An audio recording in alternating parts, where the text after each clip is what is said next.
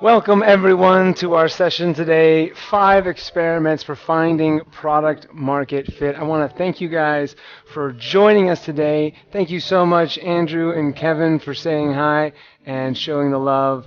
Let me get you up here, Kevin. There you go. Yeah, so as you join us and come in, go ahead down on the bottom in the question section. Go ahead and toss in where you're coming in from. And then my very good friend Camille is going to come in, and she's going to show all of your where you're joining us from, so that we can see where everyone's coming in from. All right. So with that in mind, let's dive in. Let's play around a little bit and talk about what we're going to get into today.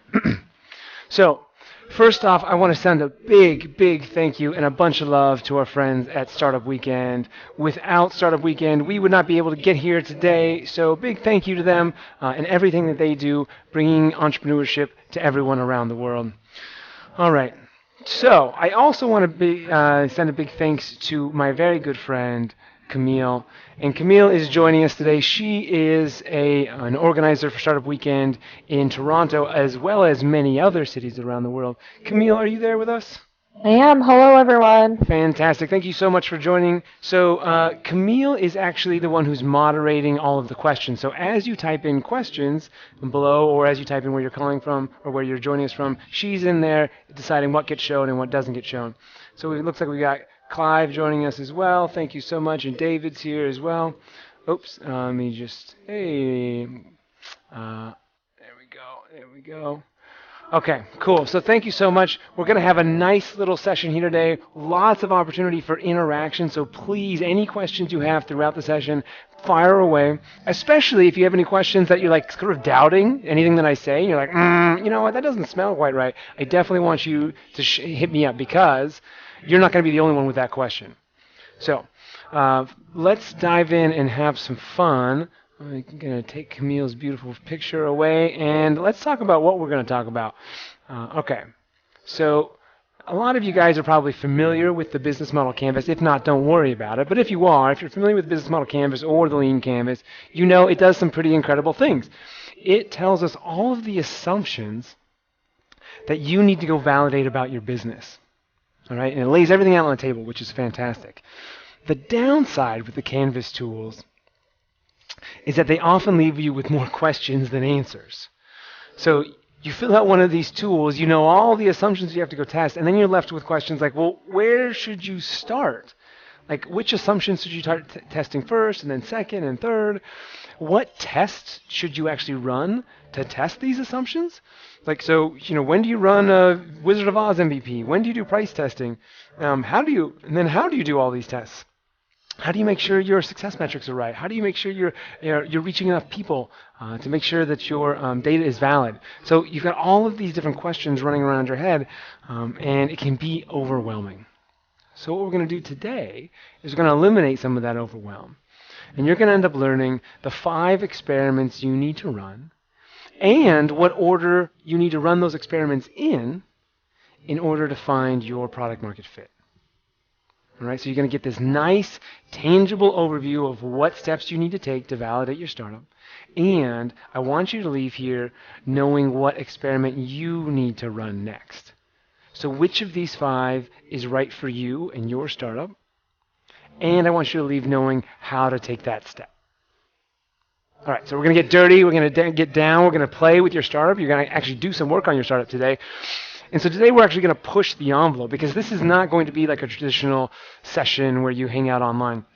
You're actually going to be working on your startup throughout this session.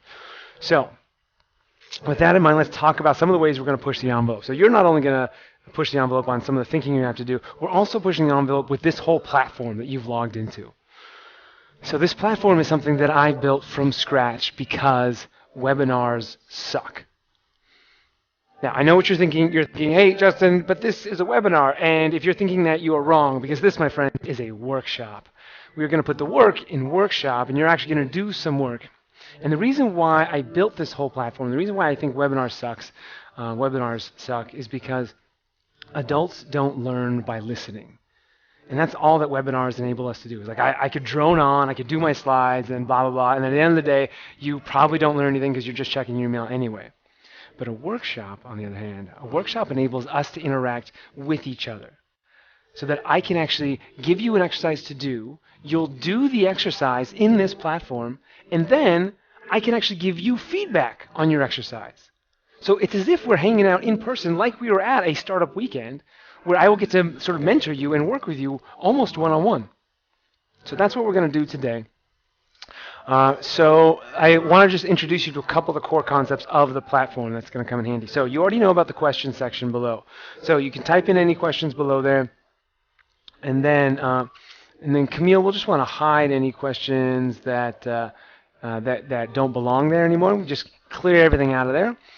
And then on the right-hand side of the video, you're going to see a bunch of tabs show up. So right now there are some tabs for slides, but let me show you what some other, well, let me actually introduce the slides tab. So that slides tab, by the way, that is your own copy of the slides. So you get to go forward and backward. I don't move those, you get to move those. So you can take copies of them, you can take screenshots, you can do whatever you want with those slides. Those are yours to keep and do whatever you want with. Now, let me go ahead and show this for you. Okay, so now you should have the notes section up. So what the notes section does, and I'll actually show you here, so the notes section actually lets you take notes during the session. So you can take your own notes here. All right? And I've actually filled in a couple places that are like sort of starting points for notes for this workshop. So you can come back here, you can fill these in and take these with you. But you can do whatever you want with this. A couple things to know about the notes. They don't save. So if at some point like your browser crashes or you have to leave the page and refresh or something, copy these to like an email or to Evernote or something before you move on. Okay, so that's the notes section. All right, and then there'll be some other stuff that comes up. But, oh yeah, then the other thing that I wanted you to know about, let me switch back here, is that there's going to be some opportunities for feedback on your worksheets. So we've got a nice intimate session today. So I can give feedback to quite a few people. As you do these exercises, you'll have an opportunity where you'll actually get to say, yeah, Justin, I want some feedback. And then I'll be able to look at your screen and actually look at what your worksheet says, and then I'll be able to give you some feedback and make sure you're headed on the right path towards your product market fit. One other thing to know about this session is that we're on, depending on your bandwidth, we're on about a 10 to 30 second delay. So when I say something, it can take 10 to 20 seconds to go up to the internet, then come back down to you. So just a heads up, that's what's going on. Okay, so I'm going to provide you guys feedback. If you guys have feedback for me at all, I want to hear it. So you guys can tweet at me at Justin_Wilcox. Like I said, I built this entire platform from scratch so that we could have highly interactive experiential learning. All right, I want this to be as good, if not better, than a startup weekend. I can't promise I can do that, but with your feedback, I hope we're going to try and get there. Okay, so send me feedback on what you like, what you don't like. There'll also be a chance for you to just fill out a survey at the end so I know what to improve on and what to keep for next time. All right. With that in mind, we've already explored the platform, so let's dive into our agenda. So our agenda today, well, first we're going to talk about who am I? Like, why am I talking to you? And then we're going to talk about what product market fit is. We're going to talk about those 5 experiments that I mentioned. And then we're going to identify your experiment and how you need to run that experiment to go find your product market fit. And then I got some bonuses for you guys to play around with. Okay. So let's talk about who I am and why I'm the guy talking to you today. So my name is Justin Wilcox, and my career starts at Microsoft. So I'm a developer by training. I worked at Microsoft for about 5 years on the operating system. And at some point I said, you know, this is super fun building software and helping someone else grow their company, but I really want to start my own company. So I left Microsoft and I spent 18 months building Nimbus Health. And Nimbus Health has some incredible technology for medical record processing, a technology that no one cared about. So we spent a bunch of time and a pile of my own money building this incredible technology that none of our customers wanted. And I was devastated. So, I had been really successful in college and at Microsoft and done all this amazing stuff. And so I was left reeling, like wondering, like, how could someone so smart, so capable, so good looking possibly have failed at anything? And in my, sort of analysis of what was going on, I discovered this book called The 4 Steps to the Epiphany. And if you've heard of the Lean Startup movement, this is the book that basically starts it. So with this book in hand, which talks a lot about the great theories behind Lean Startup, but not a lot of practical applications, I began to try and experiment with the concepts. And I did it on one startup and then another startup and another startup and another startup, and it was going over and over and over again, trying to figure out how do we actually do this validation work. And eventually I was able to find a formula that at least worked for me. And I was able to start a successful company. Or rather, I was able to turn my failed company around. So we ended up turning Nimbus Health around, turning it into a profitable company, using the techniques that we're going to talk about today to actually apply lean startup and customer development strategies. So as a result of that, I ended up writing a blog post, or a series of blog posts on my blog called Customer Development Labs that talks all about how you practice lean startup. So there are others people who talk about theory. I'm the how guy. Help you understand how do we actually do these experiments. And with that blog, I've had the opportunity to work with a number of startup accelerators around the world, including Techstars, a number of the global accelerator network organizations. I help with curriculum design for a number of institutions, including our friends at Startup Weekend and Google for Entrepreneurs, as well as Founder Institute. I mentor and speak for a number of awesome organizations, including the Lean Startup Machine and Lean Startup Conference. I'm also an author of a series of workbooks, and we'll talk about that a little bit later, the Focus Framework. And then I work with large companies as well, talking about how not only to apply these principles in large organizations, but also how to teach it to others. So that's me. If you have any questions about me, my background, my companies, my criminal record, anything like that, please fire away and we'll answer them. Okay, with that said, let's talk about what product market fit is. I'll tell you this, we talk about it all the time, we throw the word around, but not very many of us can really understand what it is. So let's dive in and understand what it is. Okay. So, product market fit, as defined by the man who coined the phrase, his name is Marc Andreessen, goes something like being in a good market with a product that can satisfy that market. So you have found product market fit when you're in a good market with a product that can satisfy that market. So this definition it's kind of like the business model canvas, right? It's a good starting point, but it doesn't really give us enough to take action on. Right? Like this term good, like how do you know if you're in a good market? Well, I argue Marc Andreessen is the one who coined the term, but you're the one who gets to define it. You get to decide what a good market is.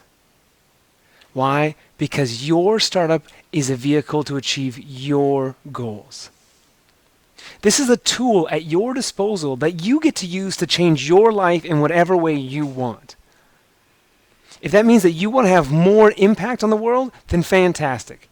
That's what being in a good market means. If it means that you have financial independence and financial security, then fantastic. Then that's what your goal is. If your goal is to have 100 employees, then fantastic. Because this startup is a vehicle to achieve whatever you want, not what anyone else wants. So with this in mind, we can actually modify the definition of product market fit from being to, the sort of vague idea to being in a good market, being in a market that can achieve your goals with a product that can satisfy that market. So while this is a more actionable definition, it's a bit of a mouthful. So let's simplify it a little bit. I argue you have found product market fit when you are satisfying a market that satisfies you. When you're able to find that synergy between meeting your goals and your customers' goals, you have found product market fit. The question is, what's going to satisfy you? I'll tell you, I've done this myself a number of times, dove into a startup project without understanding what success really looked like for me, and it's a mess.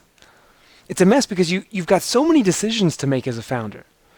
Should I raise money or not? Should I target this customer or that customer? Should I have these features or that features? How many co-founders should I have? How big is my team? Like, you've all these things rolling around in your head. And if you don't know why you're starting a company, you will not be able to answer those questions efficiently. So we're going to define today what satisfies you. And by doing so, it's going to make all of your decisions easier. Knowing where you want to go, it's a lot easier to decide your path when you know when you want to go.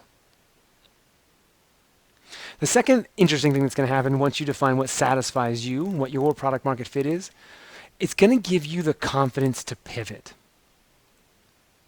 Here's why. Without understanding the core reason why you're starting a company, what you're really trying to achieve on a personal level, we end up attaching to the product we want to build as opposed to our personal outcomes. So we take all of our passion, all of our drive, and we attach it to like hula hoops for dogs or, autonomous lawnmowers, like the thing that we want to build. And it turns out that the world might not be ready for the thing that we want to build. But if we're so emotionally attached to this thing and we can't let go of it, that means we can't listen to what our customers tell us. It means we'll go out and we'll do this hard work of validation. Our customers will say, no, we're not ready for it. And we'll just think, oh no, our customers just don't get it. I just need to build more. I need to create more features. But that's missing the point. We still want to have that energy and that passion and that drive and that emotional attachment, but to attach it to a product just leads to bad news. I've seen it happen over and over and over again. Instead, we want you to have the confidence to listen to your customers and be able to pivot when they tell you they're not ready for your product. And so we want to help you emotionally attach to the outcome you want to see for yourself so that you can pick from any number of potential products that can achieve the outcome you want for yourself. All right. So the third reason we're going to define what satisfies you is that it's going to unify your team. Now, your whole team might not be in this workshop with us, and that's just fine. But what I want you to do is do this exercise with your teammates if and when you get them. The reason being, the number one cause for teams breaking up is that the founders have misaligned goals. The founders have not sat down and decided, hey, what satisfies you? And does that match with what satisfies me? What happens if we conflict? One of us wants to IPO. One of us wants to impact 1,000 people and lift them out of poverty. If those things conflict and you haven't had this conversation, it's going to lead to the demise of your company. So I'm going to give you a tool to actually have what can be an awkward conversation and say, but everyone can sit down and say, hey, what's going to satisfy you? What's going to satisfy me? And you can unite those goals. And if it turns out that you can't unite them, better to know now than later on down the road. All right, so let's get into the thick of this and let's actually do it. Let's define what satisfies you and what product market fit is. And we're going to do that by doing this exercise called declaring victory. So I've just turned it on for you, and then I'm going to go and turn on my view so you guys can see my screen here.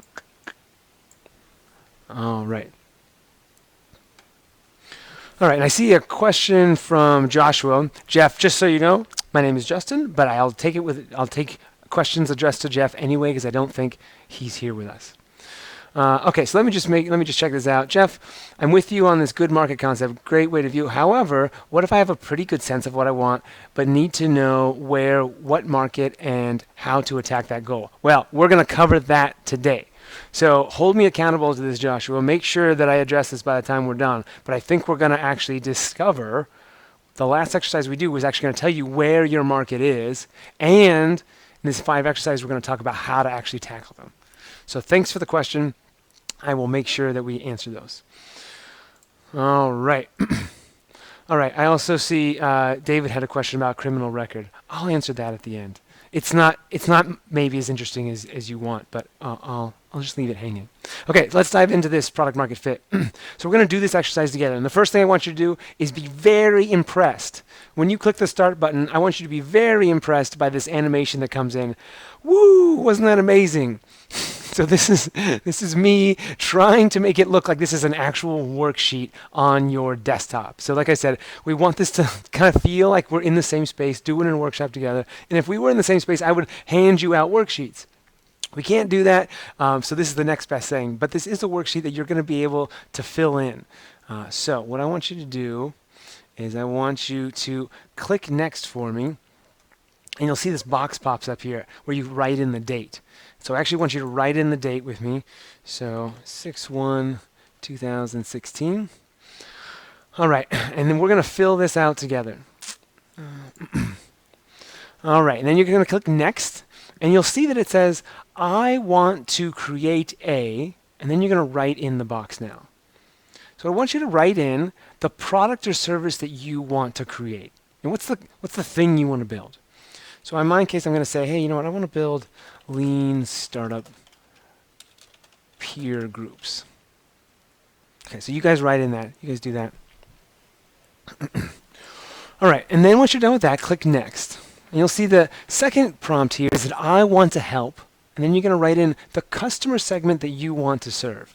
Like, who are the people that you want to serve with your product? And I'm going to write in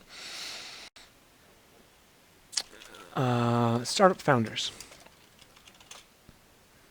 Okay, so you guys write in yours. Click next once you're done. And then you're going to get really impressed again because we're going to fold this worksheet over. We're going to digitally fold this. You're going to click next, and then, through the power of internets, you've now folded over the worksheet, and you've revealed a contract with yourself. And this contract says, I promise on this date, June 1st, even if it means never building lean startup peer groups, and even if it means never helping startup founders, I will declare victory when I achieve number things. All right, so click next again, and you're going to see a space to fill in your number of things. So what we're doing here is we're taking your focus and the emotional energy and the passion you have towards the product that you want to build, this product over here, and we're going to shift it. We're going to shift it into something that you want to achieve for yourself, something measurable that you want to achieve for yourself. And remember, we're doing this so that in case the world isn't ready for this, in case you're before your time, or in case this is just a bad idea, or in case these people don't want your help, we still want you to have the passion and drive and energy to go change the world and change yourself. But to attach to these things is a dead end. So instead we want to attach to yourself. What's the outcome you want to achieve for yourself? So I'm going to give you some examples, then I'm going to give you some time to think about it. Examples. My favorite one is money. And that's not just because, or it's not because I'm particularly greedy, it's because money is super easy to measure, and it can create a lot of really interesting emotions for you. It can create security, stability, freedom, all sorts of amazing stuff. So I'm just going to put in an example of a money goal here. $1 million in the bank. And I want to put this one in here just to sort of call attention that, you know what, in our society, or many cultures, it's kind of gross, and it feels like it's looked down upon to put our goal in terms of money. But I tell you, if your goal is something like financial stability, if it's personal freedom, if it's to have enough money to donate, then really aligning yourself and being true to what your goal is the fastest way to actually achieve it. And there's no shame in using a fantastic tool like money to achieve the goals that you want for yourself and for others. So, other versions of a money-oriented goal, it would be like, let's say I want to make, well, let's do $1 million in income per year, personal income. How about $100,000 in income per year? Yeah. So those are great ones. Other examples, let's say I want 100 employees. The reason why I'm starting a company, and I will feel successful when I have 100 employees. You can have a customer-oriented goal. It can be customer-oriented. The rule is, though, it can't be these customers, because it may turn out that these customers that you've written up here might not want your help. So it needs to be more generic. So it can be something generic like, I want 1,000 customers served, that you will feel victorious when you have 1,000 customers served.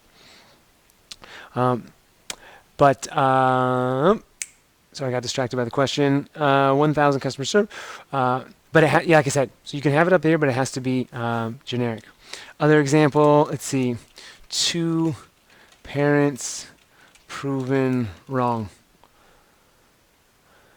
Okay, so you get the idea here. It's got to be a number, and it's got to be something that represents success for you.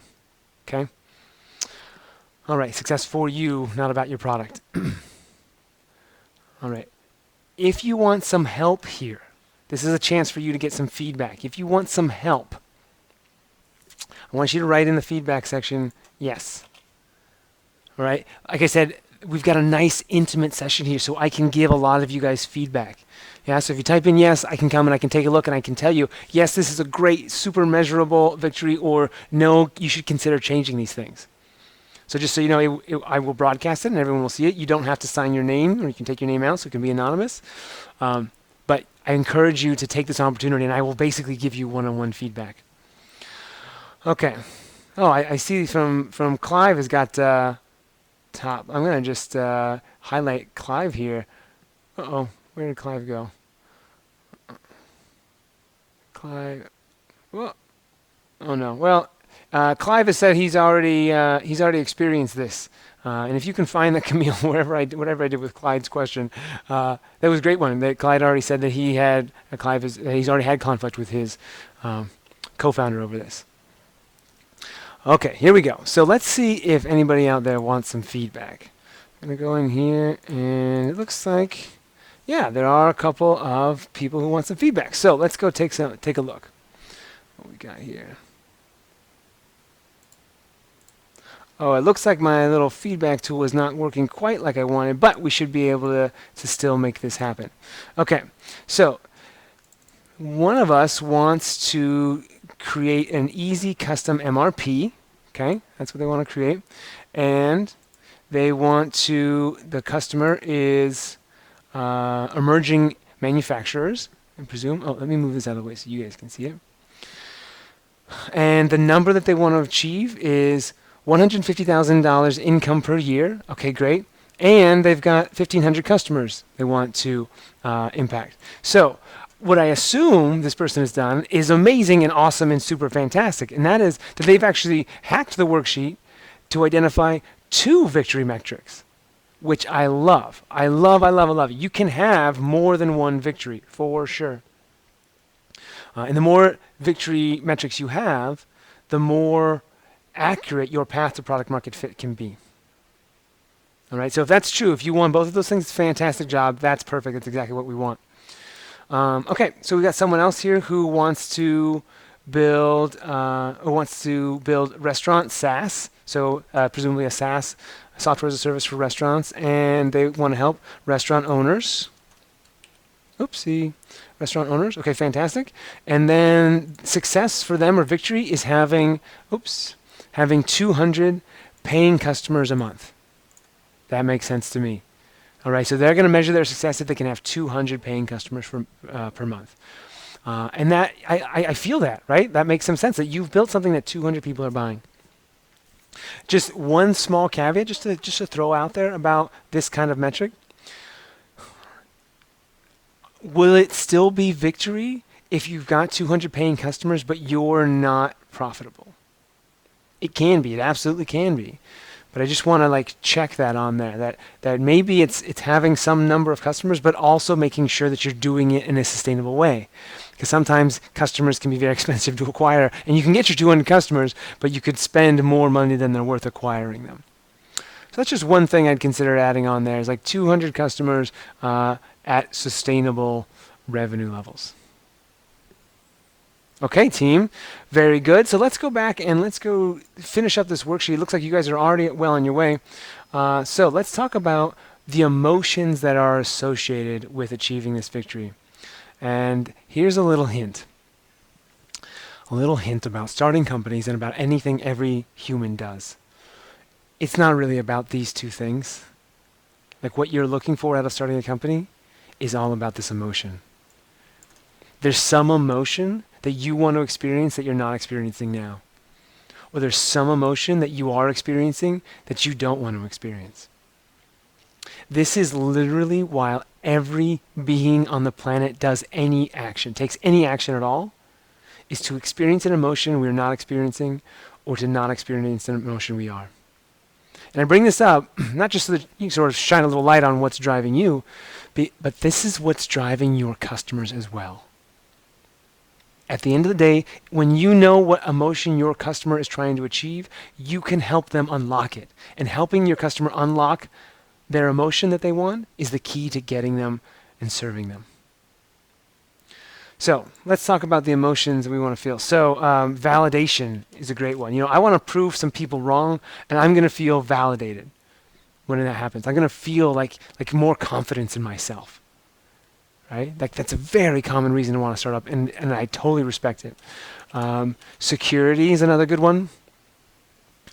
Freedom is a good one. I want you to think about the emotion that you're going to experience once you achieve these victories, and know that that is ultimately what's driving you at the end of the day. Okay. All right. So the last step second to last step is to sign here. So I'm going to sign my name here. This one doesn't make sense. Let me go do validation. My parents, by the way, are very supportive, so I don't have to prove them wrong. So you sign this, and then there was a great question here about, like Josh was asking, how do we, let me do this one. Oh, there's Clive. There we go. Okay, so Clive has already had a blow up with a co-founder lawyer who threatened to sue me if I didn't put PowerPoint deck his way. Yeah, intense. That's exactly why we're doing this. Which leads me to the next phase of this. And we're going to answer Andrew's question. So let me hide that one. And then how do we fill this out with your co-founders? So what you're going to do is you can just mimic this yourself if you want. Actually, I'm going to give you a better answer. This is part of the Focus Framework, that workbook series that I mentioned at the beginning. You can get the Focus Framework, and then you can have the PDF, and you can print it out, and you can give it to them. So that's one way to do this. The other way to do it, I'll send you a link. There'll be a link to the Declaring Victory exercise. There's actually an interactive version. The same interactive version is available as a free excerpt on my Focus Framework website, and you can have your co-founder fill it out there.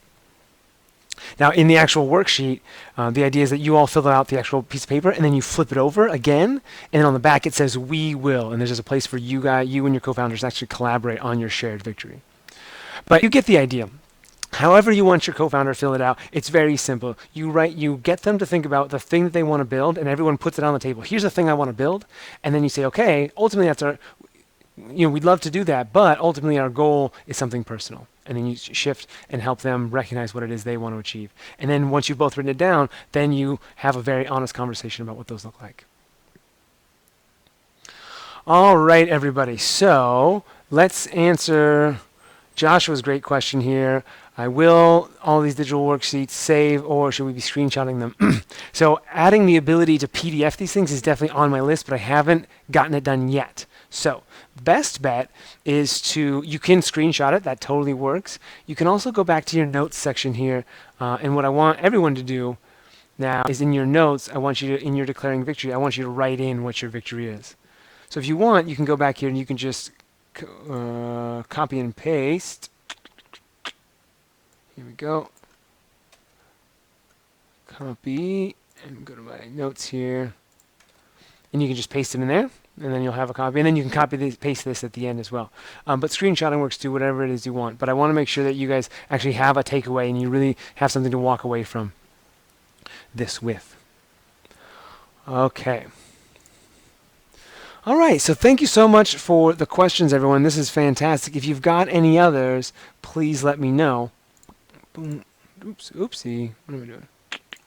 Okay, so let's just talk about what we've covered so far today. So we know that Marc Andreessen coined the term product market fit as being in a good market with a product that can satisfy that market.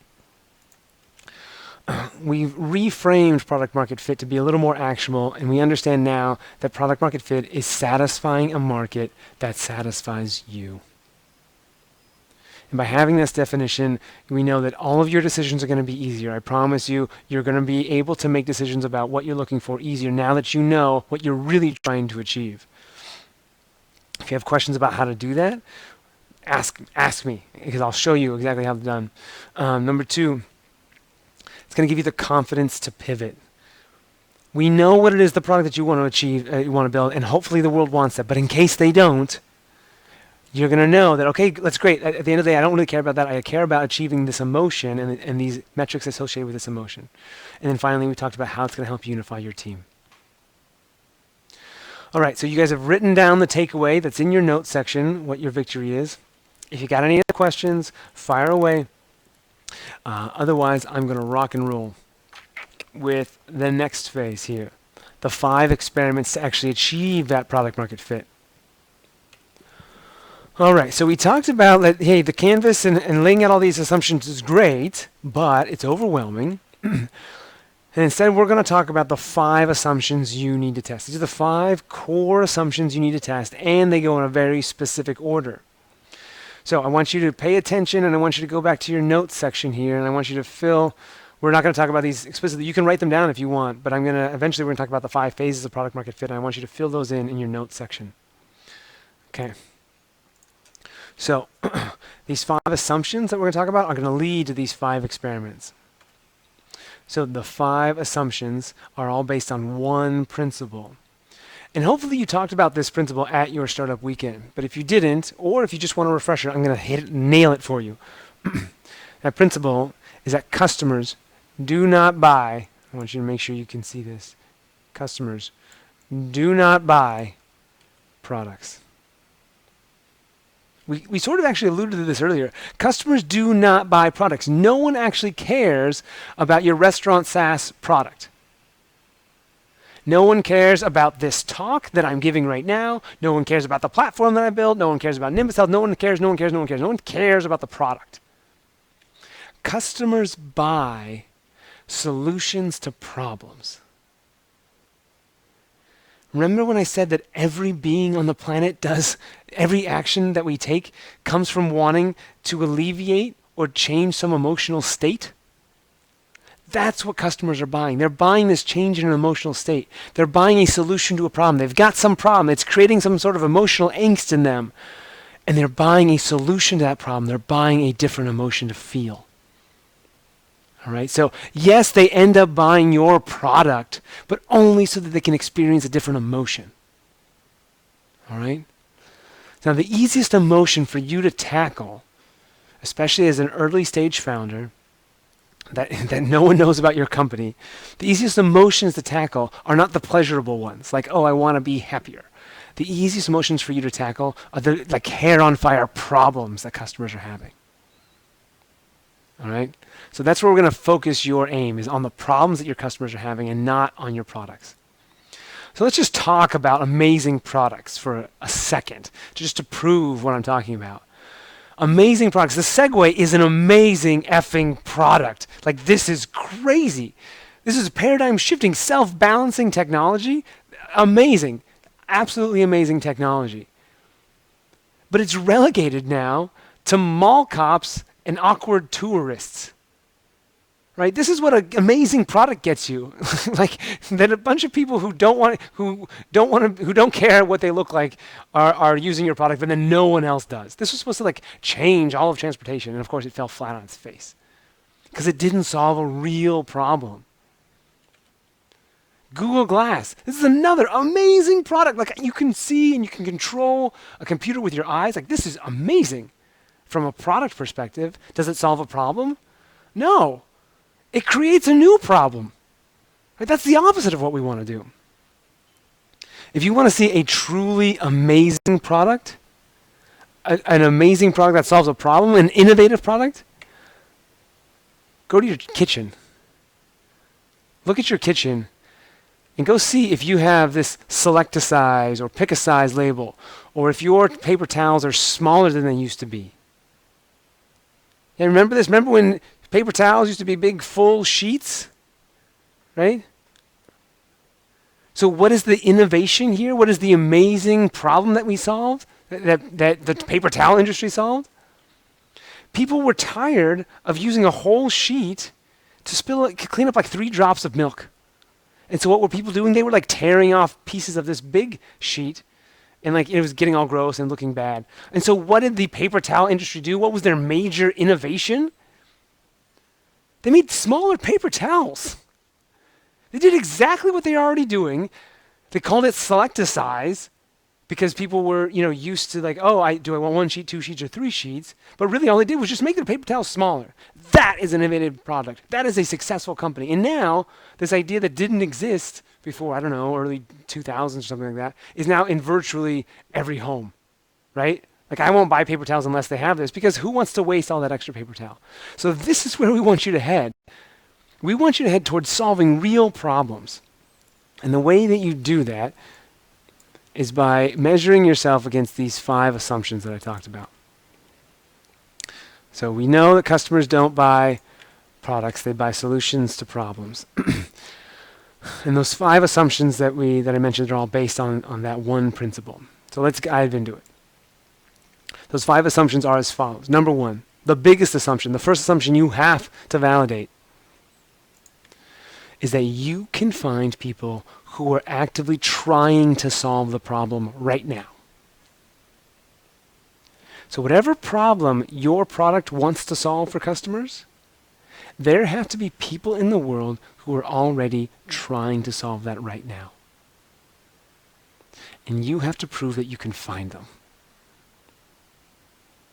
It turns out no product has ever been successful if there aren't people that are already trying to solve the problem that product solves. And we'll talk about early adopters versus early majority and like blah, blah, blah, all that kind of stuff. But at the end of the day, if you don't have people who are already trying to solve the problem, you are by definition before your time. You are too early or too late. So this is what you have to prove. And this is the hardest one to prove, that there are already people out there trying to solve the problem.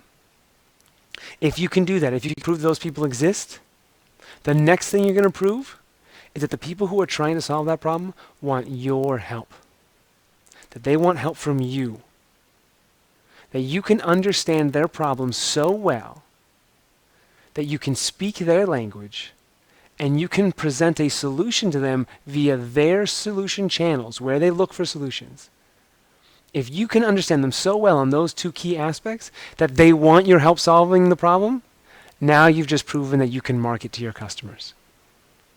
If you offer a solution and they engage with that and they say, yes, I want your help, I want help solving this problem, boom, you've just proven that you can market to your customers.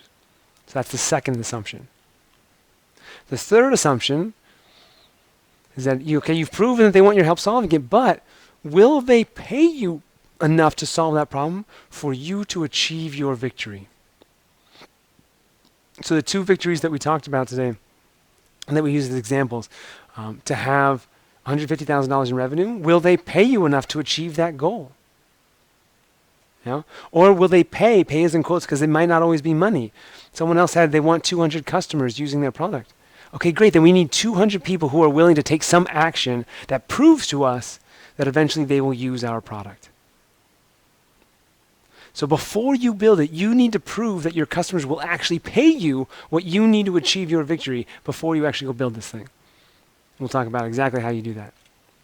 Once you've proven they will pay you to solve the problem, then and only then do you actually prove you can solve the problem. Then and only then do you move into the MVP stage, the classic MVP. Now normally, most of us, we start here, right? We start with this assumption, but we haven't done the hard work to find out, does anyone actually want to solve this problem? And can I find them? And then will they give me what I need to achieve victory? So this is why lean startup and customer development are interesting, because these are all required, and these are all much more difficult than this one. Now, that's not to say this is easy, but this is definitely easier than any of these three. All right, once you've proven you can solve the problem, then you finally move on to proving that you can achieve product market fit. You can achieve that synergy between meeting your goals and your customer's goal by scaling up what you're doing. All right, so these 5 assumptions align with these 5 experiments. All right, these are the 5 experiments you need to achieve product market fit. So here we go, team. Get out your notes, get ready. Here we go, fill in focus with me. So these 5 assumptions correspond to 5 phases and 5 experiments. The first phase is called finding early adopters. These people who are already trying to solve the problem, we call those people early adopters. And your job is to find them. The way that you find them and figure out if they exist is through customer interviews. You probably talked about this at your startup weekend. If not, we'll talk about it some more. You can ask me some questions. But the goal here is that you have to go out and you have to prove that people are out there already trying to solve this problem. You have to know the words they use to describe their problem, because the words they use to describe their problem are the words you're going to use in all of your marketing copy. It's what you're going to use on your landing page and on your ads. You're going to use their words, not yours, to describe the problem you solve. And from the interviews, you're going to find out where they look for solutions. Because where they look for solutions is where you're going to market your solution. Those are your marketing channels. All right? So you're going to do these 3, you're going to learn those 3 things from your customer interviews. Once you've proven that you can find these people who are actively trying to solve the problem, then you move on to offer testing. You're going to offer a solution to these customers that you found. Say, hey, okay, I understand your problem. I'm going to offer a solution through the marketing channels and with the marketing copy you described, and we're going to test how many people actually interact with that offer.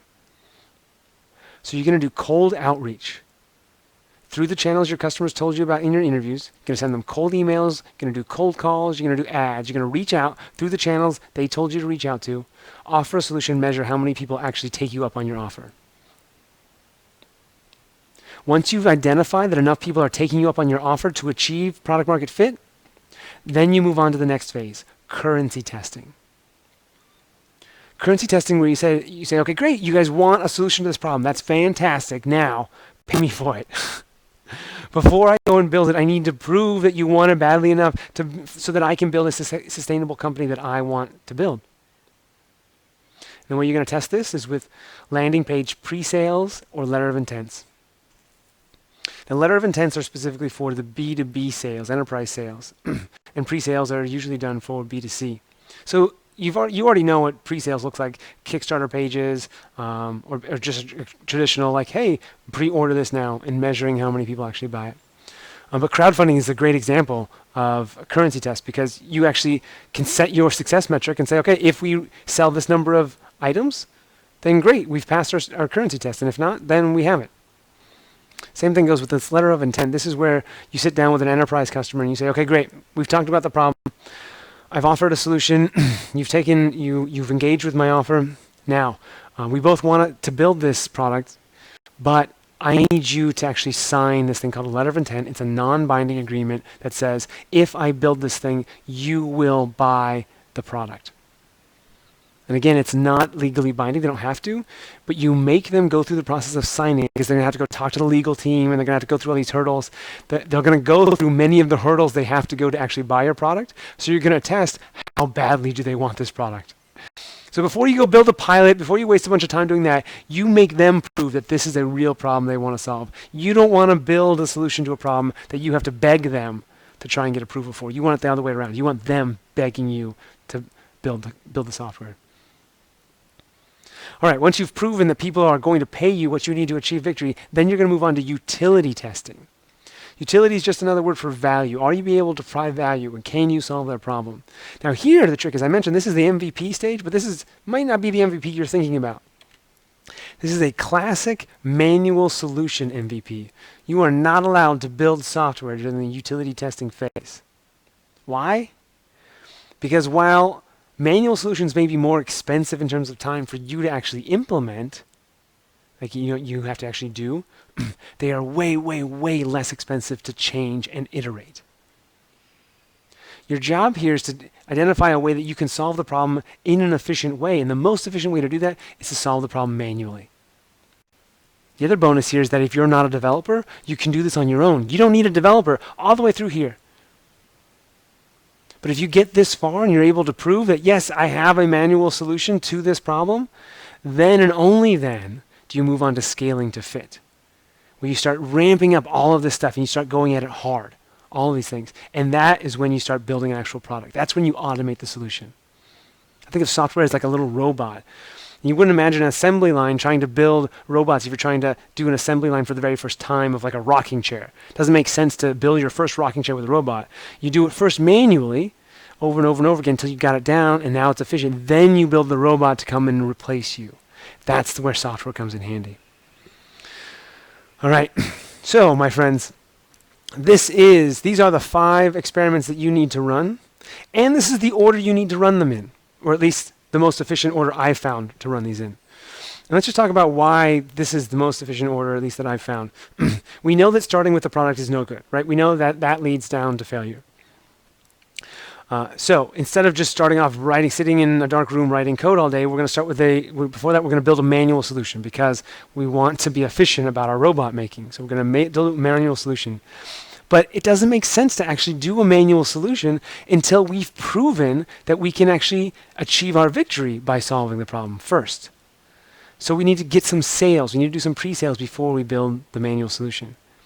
But of course, to get these pre-sales, we have to know where to reach people, how to market to people, and what the most effective way to market to people is. So we have to do our offer testing and our cold outreach.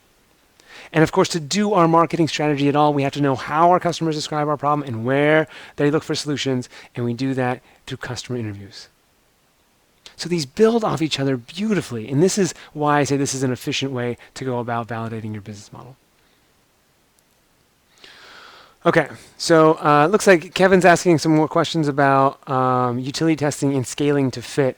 Okay, so I'll briefly re-explain those, but if you have specific questions, I would love to know what they are. But utility testing at the high level is proving that you can actually solve this problem. Prove that you can solve the problem. And so you're going to go out and let's say, like this lean startup peer groups that I was talking about, or even Focus. Let's just take the Focus example. So Focus Framework is this series of workbooks. So the way that I utility tested them, I didn't start off by building a whole workbook series and launching a whole website and stuff. I started out at accelerators with a piece of paper, actually working with startups one-on-one. Very unscalable. Like I'm drawing them up on whiteboards and walking through these different phases with people. So it's very low fidelity manual solutions to the problem. So whatever problem you're trying to solve, you do it yourself manually. You are the software. After you've proven that you can solve the problem yourself, then you move on to scaling it up. So scaling to fit means doing what you're doing right now, but doing more of it so that you can reach that goal, so you can achieve your victory. So that means taking your manual solution and automating it. That means going from one customer segment to another customer segment. So you're going to talk about your early adopters, then we're going to talk about early majority and late majority, and then you're going to talk about more marketing channels. So you're going to do more and more marketing channels until you achieve your victory. Okay, so we'll talk about this in context with each other in a little bit. But this, as you can see, this spells focus, and thus is the name Focus Framework. So like I mentioned, Focus Framework is this workbook series that I built in concert with working with these accelerators, right? Teams at accelerators have the same problems that you guys have. And you guys actually ultimately many of you, I imagine, want to end up at an accelerator. When you do, they're going to want you to go through a product market fit process, much like Focus. And as you saw, so we just did the very first exercise in Focus. There are 5 workbooks and a total of 40 exercises, 40 plus. And we're going to play around with another one of them shortly. We'll hopefully do a couple more, actually at least one more. And what Focus does is it takes, so you can see at a high level, we've got these 5 experiments that we talked about. And what Focus does is it takes the entire validation process and breaks it down into these individual steps, just like that first worksheet. That was the very first step. So we've got 5 core principles, 5 core experiments we want to run, and those correspond to the 5 workbooks. But each workbook breaks it down even further. And then it orders each of these steps so you know exactly which step to take when. All right? And on top of that, it provides these worksheets, these experiments, and these tools so that you can actually know how to do it. So worksheets like this, like a 5-interview checkpoint. We did one earlier. We'll do one a little bit later. Experiment design, like how do you make sure you're actually designing good and valid experiments? Spreadsheets to make sure you're tracking on progress to achieving product market fit. And then tools to actually create these experiments. So like I said, this is what we use at Accelerators to help teams walk through, and we're playing around with it today, and we'll talk about how you guys can play around with it if you want. But I also want to make sure that even if you don't end up getting the focus framework or using it, that you still know what your experiment is that you need to run next, and that you know how to run it. Okay, so that's the focus framework. We're going to do questions now. I see there's some good questions, so I'm going to hop in. I'm going to make sure we answer these questions. But next up is going to be making sure that you know and understand what your next experiment is. Okay, so I see that Andrew's got a question here around. Let me go into my questions screen here. Okay, so thank you so much for the questions, guys. I really, really love answering these. Okay, what do we got? Now, by the way, you can always upvote. You can vote on other questions that you think are interesting that I should answer. So upvote those. We'll take a look. Okay, so our startup offers augmented reality for wedding invites. I've spent a long time manually building a new augmented reality pipeline. This is a market that is built on desire. Are you saying we should be mocking our solution until we have people who are ready to give us money, then build the pipeline? What I'm curious about, Andrew, is what the problem is that people are trying to solve. All right, so what problem are you ultimately trying to solve with this virtual reality wedding invite? So at the end of the day, no one cares about your augmented reality pipeline. No one cares about, just no one gives a shit.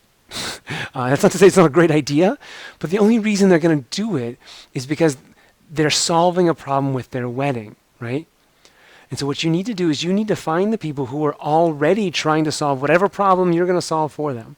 I imagine it's something like, people want to attend the wedding who are remote and they can't afford to attend this destination wedding, or grandparents and grandmas, they can't afford to attend.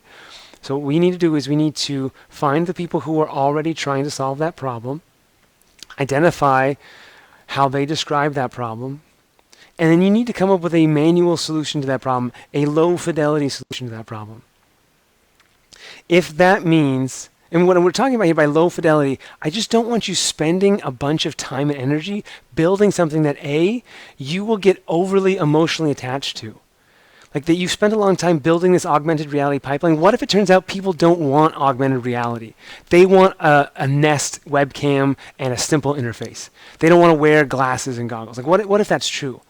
But you spent all this time building this augmented reality thing. Are you really able and willing to throw all of your code away just because your customer says that they're not ready for augmented reality? Right? So that's one of the reasons we don't want to build an automated software-based solution, is because you'll spend so much time and energy doing it that you won't want to let it go. Not to mention the fact you'll spend so much time and money building the thing. So what I want you to consider is, first, can you solve the problem in an easier way? You mail someone a box with a webcam and a simple web interface. Use Google Hangouts on Air or YouTube Live, or do a bunch of crappy stuff, low fidelity stuff that will solve the problem, and measure if you can actually solve the problem. And then if in solving the problem, if you discover that people say, you know what, it's not good enough. I want to have this immersive experience where I can look around and see everyone who's around us.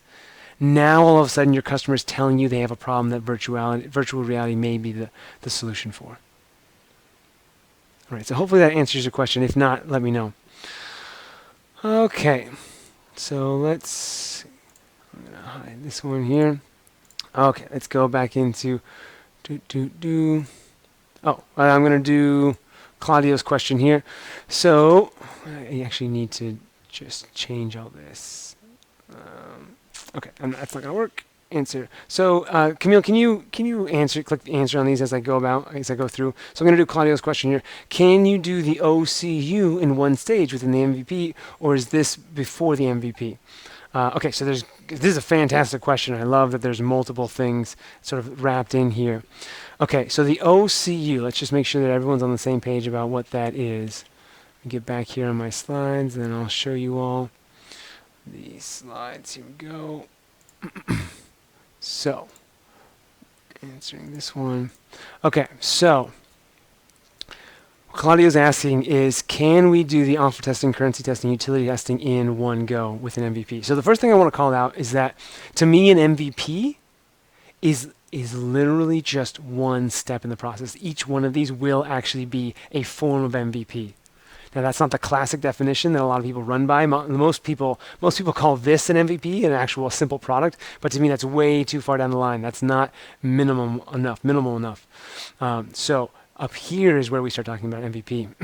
Now, the problem with trying to combine all of these things in one is that if your experiment fails, you will not be able to tell, is it because your solution sucks and it's not solving the problem well enough?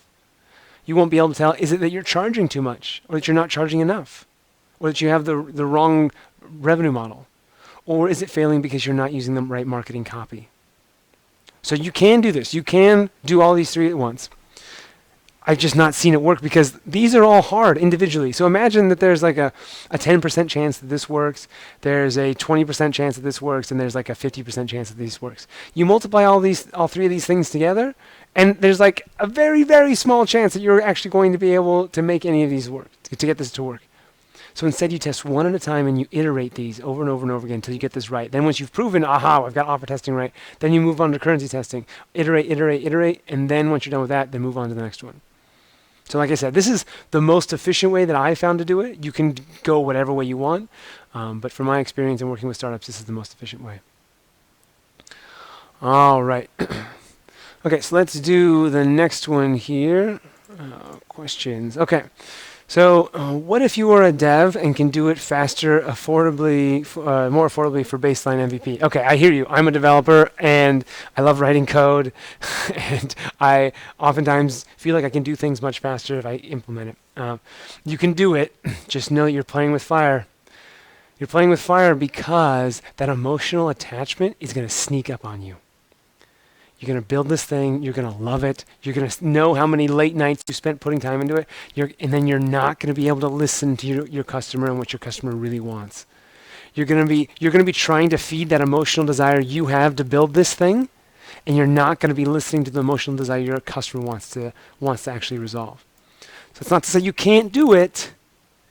It's just that I haven't seen it be as effective as the founder who can actually release themselves from their emotionally want to create this thing and do it manually. It's also, I challenge you that you'll really be faster to make changes and iterate, especially if it means throwing your entire code away. All right, that said, there's one reason you might want to write the code yourself, and that is, I would rather have you write the code than do nothing at all. And that goes for any of these steps in Focus. Just because this is the most efficient way that I've found, I would rather have you take any step than necessarily take the right step. Because I want you to keep your momentum and keep going. So if it's really, really exciting to you to build your product and you're aware of the downfalls of actually doing it yourself, then writing the code yourself, then go ahead and write the code. But if you can, try and solve the problem manually. Okay. Great questions, by the way, guys. Fantastic job. Okay, so moving on to Kevin. So the MVP is about minimalism, being specific, manually building a solution for one customer. So should our F customer interviews be solely for that one customer too? Spot on. Spot on. That is fantastic. So in the F phase, and we'll talk about this, we'll do an exercise that talks about this. There's one very specific customer segment that you will interview, and you're absolutely right. The MVP will also be for that one very specific customer segment. So it's not literally like one customer, but it will be for one very specific customer segment. So spot on, you totally get it. That's exactly what we're going to do. And we'll talk about how to find those people. All right. Okay. Next up, Joshua. So Joshua's asking, what if you... Oh, we already did Joshua's question here. Okay. And then, is the currency testing before or after your MVP? Well, like I said, each one of these phases is an MVP to me. And I've got a blog post. I can send you, if you guys want the link, I'll find a way to get it to you. It's basically like defining what the heck is an MVP. And to me, an MVP is simply the simplest test of your riskiest assumption. Yeah? So the simplest test of your riskiest assumption is customer interviews. Right? The simplest way to go figure out that these people exist is a customer interview. The simplest way to validate that people want my help solving a problem is cold outreach, like a landing page, in measuring the number of people who actually interact with your cold outreach. Currency testing, the simplest way. So each one of these is actually an MVP. Now, in the classic, a lot of people use the term MVP around like it's a beta, like it used to be. Like, oh, yeah, we used to say everything, I was going into beta, now we just say MVP, which to me is just like not a useful version of that term. Most people think of that here in the actual simplified product. And I argue this is the wrong place to be starting with an MVP. We got to go through all these phases first. Okay. Okay. Okay, next up. So Claudio is asking people finding to solve the problem, meaning customers. Yes. When I say people trying to find the problem, exactly who I'm talking about. I'm talking about those are what we call the customers. I just refer to them as the people trying to solve the problem. So spot on. Okay. Great. Here we go. Let's move on. Okay. Let's dive in. We're going back to our regularly scheduled program. Thank you for the great questions, by the way. These are fantastic. Please keep them coming.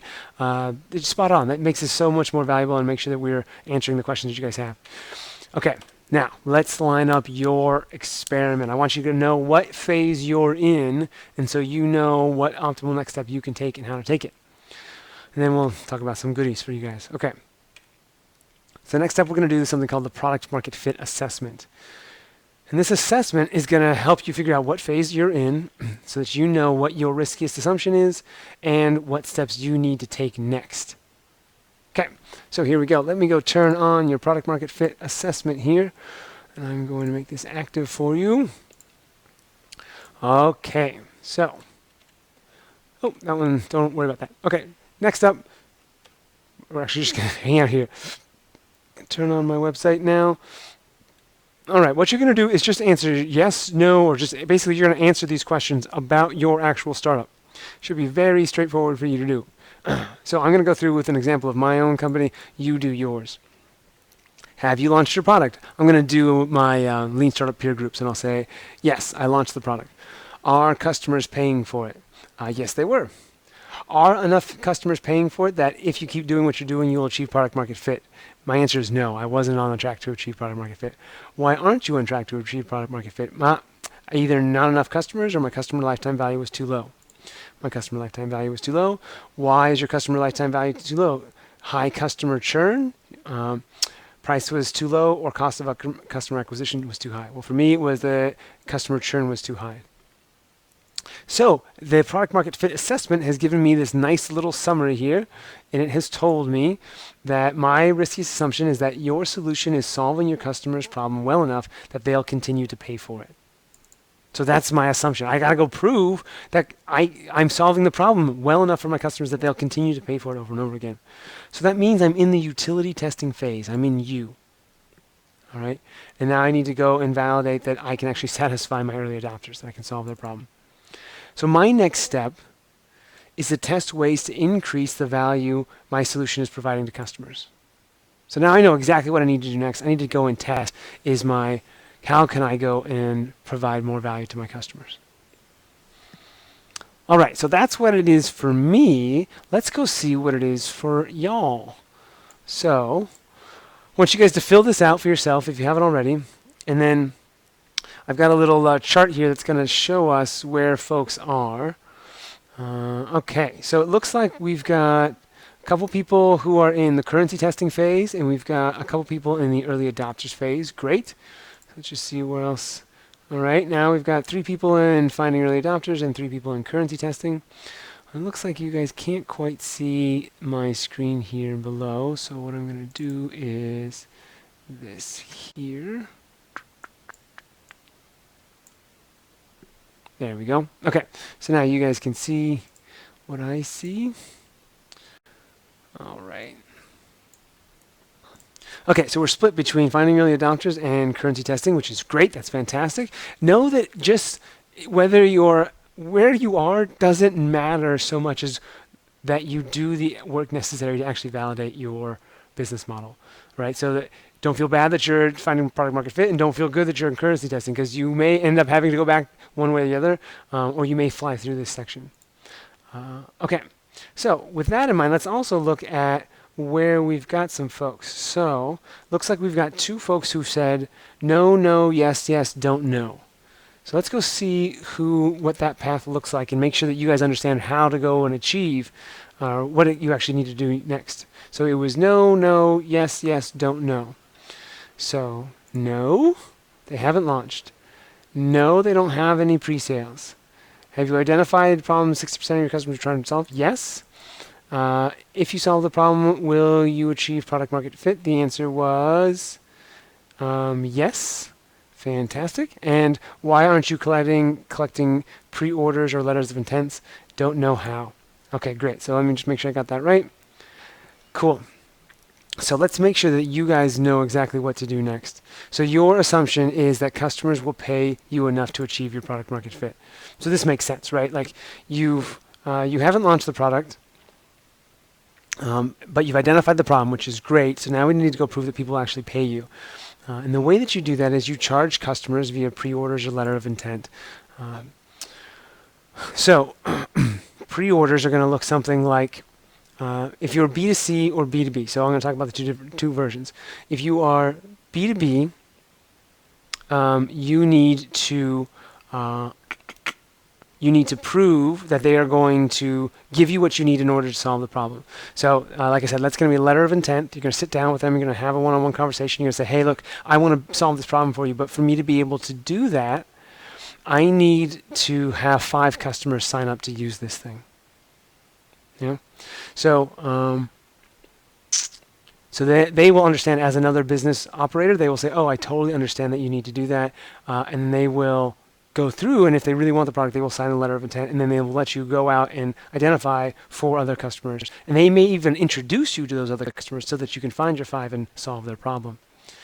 If you're in the B2C phase, or excuse me, if you're targeting consumers, this is with a classic, you're going to offer someone a solution, and then you're going to measure how many people actually give you currency, give you the thing you need in order to solve the problem. So it's going to be credit card-based pre-orders. It's going to be, you're going to try and take their money or take their usage or get them to prove that they care enough about solving the problem that they will give you what you need to achieve your victory. So I saw a question here from Claudio come up that says, I can't really pre-charge my customers. It's like Uber charge you for a ride that you won't get today, but you'll get it in one day in the future eventually. Like Uber, okay. I think you're saying it would be like Uber charging you for a ride that you won't get today. So let me be clear about this currency testing. What you need to measure is, will they pay you? You do not actually have to take their money. All right, so there's a key distinction here. You can measure, okay, I'm going to actually have an app, and let's say it's Uber, and I'm building an Uber competitor, and I'm going to measure how many people download the app, how many people put in their credit card information, and how many people book a ride. But I don't actually have to have the taxi cab drivers lined up. What I can say is, all right, let me measure how many people download the app, even just get that far, because I need them to download the app. Let's first build something like a landing page that has a download button and measure how many people actually click download. There might not even be an app on the other end. You could just redirect them to a page that says, thanks for your interest in the app. We're going to be building it shortly. Put in your email here. So that's your first currency test. Do they even try and download the app? Your second currency test is like, okay, they've downloaded the app. Now you go build an app. You tell people you've built the app, and you measure how many people download the app and then open the app. Because just because someone downloads the app doesn't mean they're going to open it. So they got to download the app and then open it. Once they open it, you say, okay, great, we're going to let you know as soon as our product is ready. And then they download the app, and they need to prove that they're actually going to put in their credit card information, because they got to do that before they get a ride. You can't charge them yet.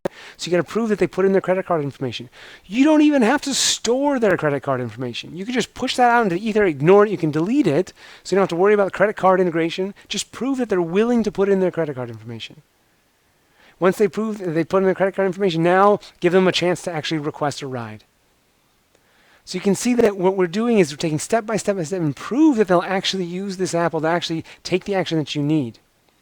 Alternatively, you can do it in an entirely different way. It's like, hey, it's not an app at all. Prove to me, give me a call, and I will send wherever you are, I will send a taxi cab to you. Right? You need to prove that you're solving a problem in a way that doesn't require building all this crazy technology. Because I'll tell you, you end up doing that, you're going to waste all your time and energy building something that people probably don't want. So you don't have to, Claudio. If you really feel like you can't that there's no way to pre-charge your customers, then good luck, brother. It's going to be super tough, because you're going to have to build a product after product after product until you find something. I want to encourage you, and I want to challenge you to really get creative. How can you prove in small increments that your customers will actually give you what you need to achieve what you want? If you want to get more specific, throw it in the questions, and we'll talk about it later. I can help you dissect and actually call out how you can test this.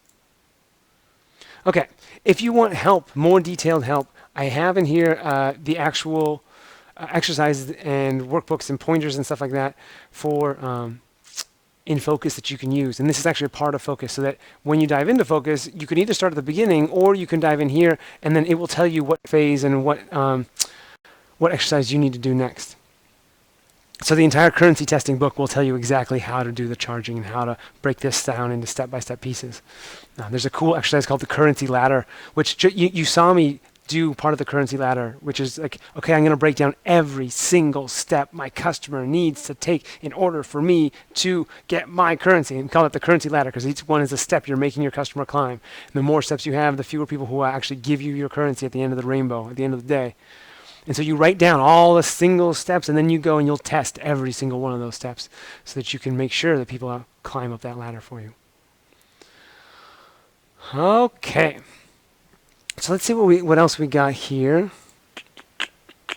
Okay, so we got a couple more people who are in the finding early adopters phase. A couple more people who are in that same phase. So I got a couple people who are in the no section. So let me talk about what no looks like. So I haven't launched my product. I haven't generated any pre-sales or letter of intents. Have identified a problem at least 60% of your customers are actually trying to solve? No. Okay, so this is a great place to be. This is your solidly in F, right? We're in finding early adopters, and we need to prove that customers are actually trying to solve the problem that your product will solve. So you need to go find your early adopters, and the way you do that is you interview customers to determine what problem they're actively trying to solve. Lucky for you, the next exercise we'll do together is called Finding Your Early Adopters, and it's going to tell you how to find customers to actually interview. Now, the great thing about this is there was a question earlier about, hey, how do we actually find our market? Like, how do we find the people, find our customers? This same exercise will help there as well. All right, team. So I see there's some good questions. I'm going to pop back in, and then we'll just take some of these questions now and answer these for everyone. So boom, we'll go over here. Okay, so the first one we'll answer is Joshua. So Joshua, what if, like you, I have proven a problem via consulting, but now want to productize it? What stage am I in? All right, well, let's do this together. So you've done some consulting. Let's go back to my website here. Let's do this together. So have you launched your product? I'm going to say no, because it's not a product. You've done your consulting, but not launched your product. Have you generated any pre-sales or letter of intent? I'm going to say no here as well, because unless you've actually generated pre-sales for letter of intent for the product, then you're not quite there yet. Have you identified a problem at least 60% of your customers are actually trying to solve? Here I would say my guess is yes, that during your consulting, presumably, I presume that the consulting you've done is actually proven, that you're trying to automate yourself. So yes, you've actually proven this. If you solve the problem, will you achieve product market fit? So this is a question that's kind of open for debate. You'll be better to answer this one than I will. because we have to know is like what your victory is and what you'll achieve. I'm going to say yes, but know that you can answer not sure or no, but just to see kind of where this lands. Why aren't you currently collecting pre-orders, letter of intent? So basically where this is going to lead is you're going to say, let's say that you can't find customers to pre-sale, but you should know. Maybe it's probably don't know how. I imagine if you haven't collected them yet, it's don't know how. So what I'm going to encourage you to do is actually prove that they will pay you for your product. Right? So that's one way to do it. Unless you're confident that look, at the end of the day, you're solving a problem and all you're going to do is just sort of back yourself away. So it will look like the exact same solution from their perspective. You're backing yourself away. Then in that case, and I love this model, then you could say you have generated pre-sales because you're already selling this thing. Then I think you've launched your product. Customers are paying for it. Are enough customers paying for it? If you keep doing what you're doing, you'll achieve product market fit. My guess would be the answer is no. That's why you want to scale. And you probably don't have enough customers. Why don't you have enough customers? Let's say the segment is too small. Yeah, I guess the question is, I might need to actually add an option in here for my, I can't scale. Let's see. Yeah, so I think you might have found one. You might have found a place I can go and actually improve this extra. Cause I don't have an option for why don't you have enough customers because I can't scale fast enough. I think there should be an answer here. So if that's true, let me know. Let me know in the feedback so that I can go and I can add this one if that's true. Regardless, I think it's something I should add. Great question. Thanks a lot, Joshua. Okay, so next up. We got a question here.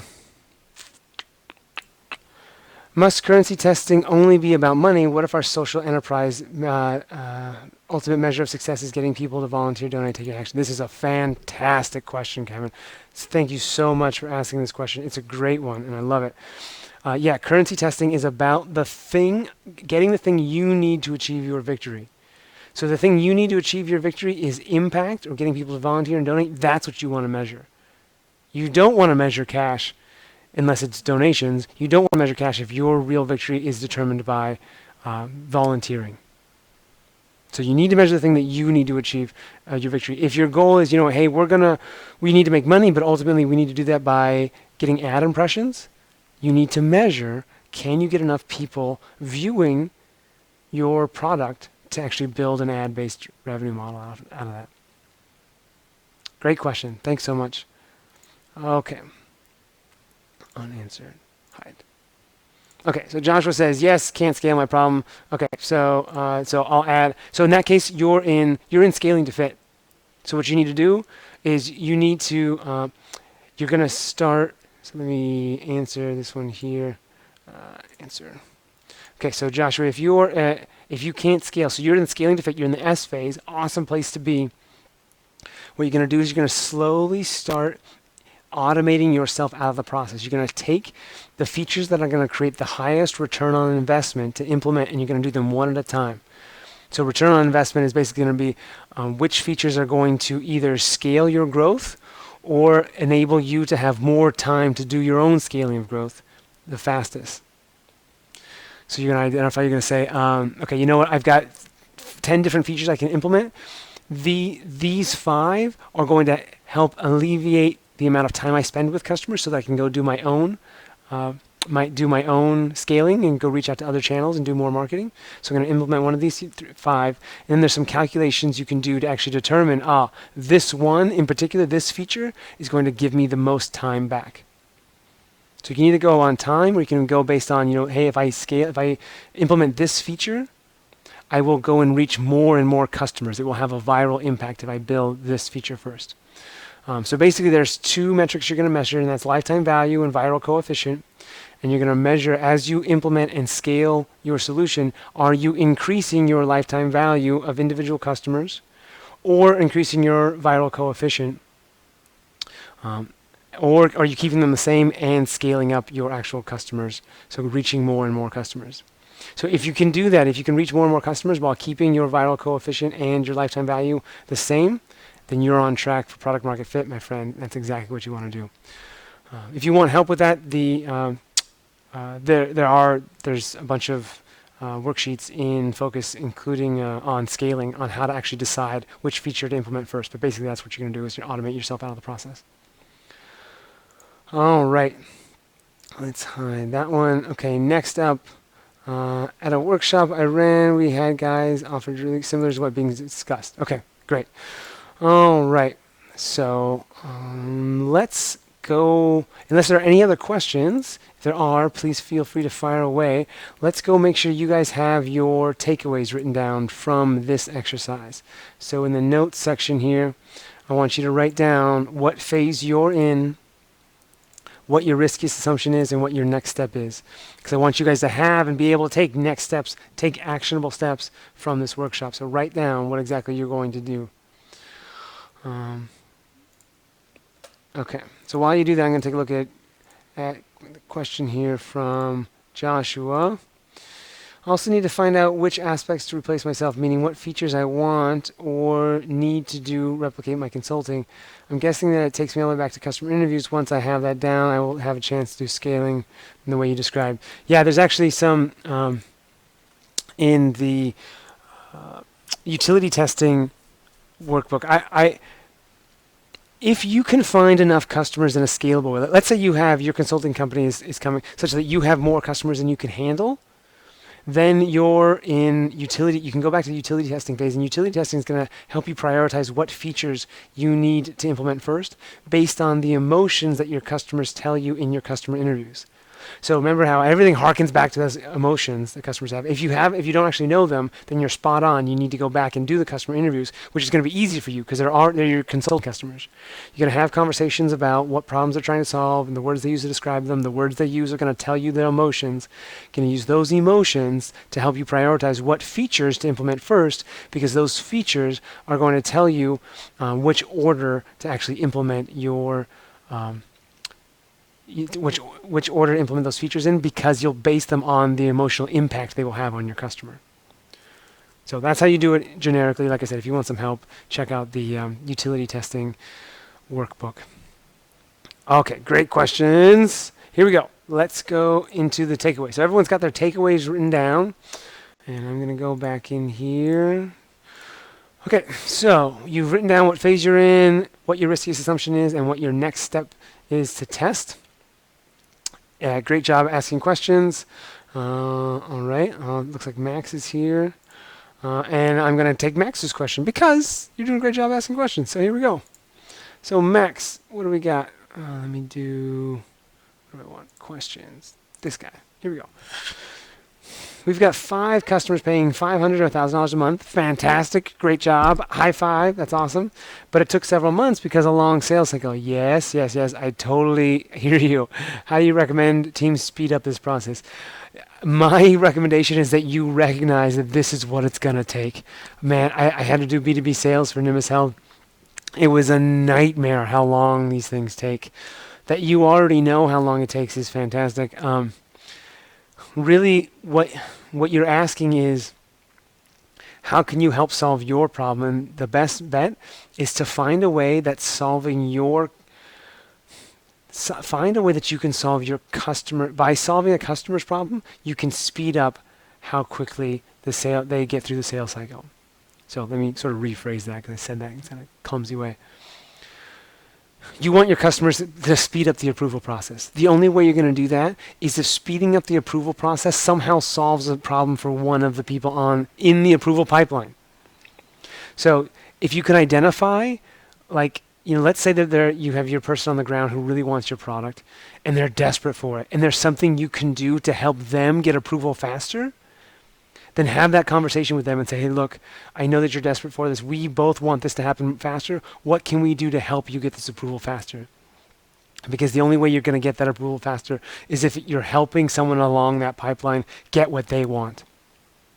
So one thing to consider is to write down what all the steps are in the approval process, identify who all of the roles are in them, and then, if you can, have conversations with everyone in that role to understand what their problems are.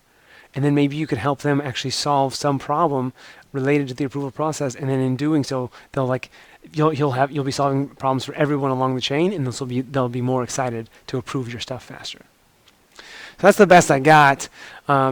At the end of the day, enterprise sales take a really long time, and that's just the truth of it. So it's good to know it and actually build that into your planning. But if you come up with a better solution, definitely let us know. Okay. So Max has a similar question. What do you do in the time delay to close a deal? Okay. So while you wait for them to close, go find other customers, right? Go and fill your funnel as much as you can with other customers, because they're all going to take a long time. Yeah, so keep on scaling that up. Okay, great. Let's go back to our slides here. Doing great. Okay, let's move on to identifying your early adopters. So we're still in the process of identifying your experiment, your customers, and we're going to do an exercise here that's associated with finding your early adopters. So I want to make sure you know how to actually find your early adopters, these people who are hopefully trying to solve the problem already. So before we dive into the exercise, though, I need you to understand what an early adopter actually is. So the term early adopters comes from this diffusion of innovations concept. You probably see a curve like this, maybe from Crossing the Chasm. And this diffusion of innovation curve says that there are several groups of customers, but we're going to talk about 4 of them. Primarily, we're going to talk about early adopters. And then we're going to compare them with the early majority, the late majority, and your laggards. So the idea here is that you, as a successful company, will get customers very slowly but surely, and these first customers are going to be called early adopters. Eventually, you'll get more and more people, and they'll grow into your early majority. At some point, your sales will start to decline, but you'll still have lots of them, and that will be represented when you've reached your late majority group of customers. Then finally, you'll get the laggards, who are the last people to actually buy your product. Now, you will achieve your victory when you win over your early majority. And by and large, this is when you're going to find your success, once you've found your early majority. There is one requirement, however, one thing you must achieve before you can achieve your early majority, and that is that you must have early adopters. You cannot get an early majority without early adopters. These are the people who are going to tell the early majority to actually use your product. These are the people who are going to prove that it's actually worthwhile using the product. When you see testimonials from people and you decide, or reviews on Amazon, reviews on Yelp, those are people who are early adopters, and you are the early majority or the late majority who's looking at their influence to decide whether or not you want their product. These early adopters are people who are so desperate to solve a problem that they don't need reviews. They're just like, no, I want a problem so badly that I want the solution, and that's who you have to start with. All right? Okay, so here we go. Let's get out your product market fit assessment. So here we go. I'm actually going to take the declaring victory. I'm going to hide that temporarily. If you guys need it back, let me know. I'm just going to hide it to make some more room.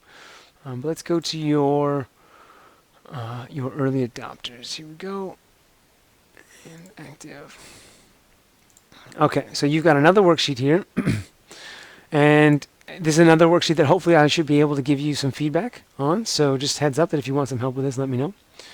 So what you're going to do is at the very top, you're going to write in your segment. So mine is going to be startup founders. So you're going to write in the segment, the group of people that you want to serve. And then you're going to write out, well, before you do that, you're going to just remember, I don't have a way for you to draw this, but you're going to remember that ultimately you want your early majority, but to get them, you have to start with your early adopters.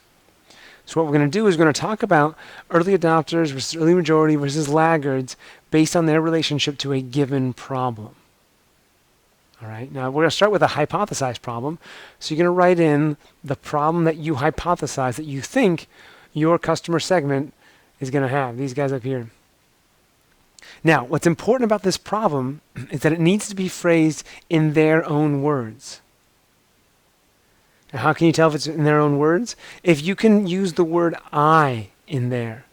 I'm not sure how to apply Lean Startup, then it's in their own words. If it talks about something like they don't have a restaurant SaaS product to do something. That's not it. That's not a problem. You're talking about your product. It needs to be and it needs to be a problem that they would use themselves. So that if Justin, if you told me to go talk to those people, they would use those words to describe that problem.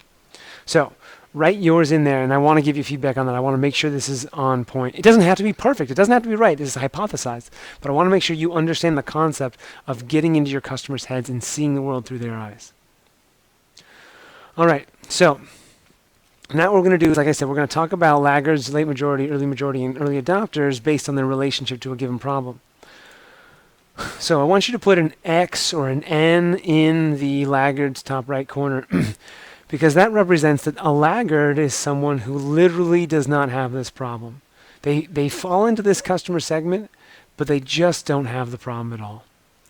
So who might that be? Who is someone who's a startup founder who's not sure how to apply Lean Startup and who doesn't have that problem? Well, Eric Ries, someone who wrote the book on Lean Startup. Steve Blank doesn't have a problem applying Lean Startup. Someone who's built several successful companies probably understands these concepts inherently and doesn't have that problem. So a serial successful entrepreneur doesn't have that problem. So we would consider them laggards. They may end up using the product, but not for a very long time.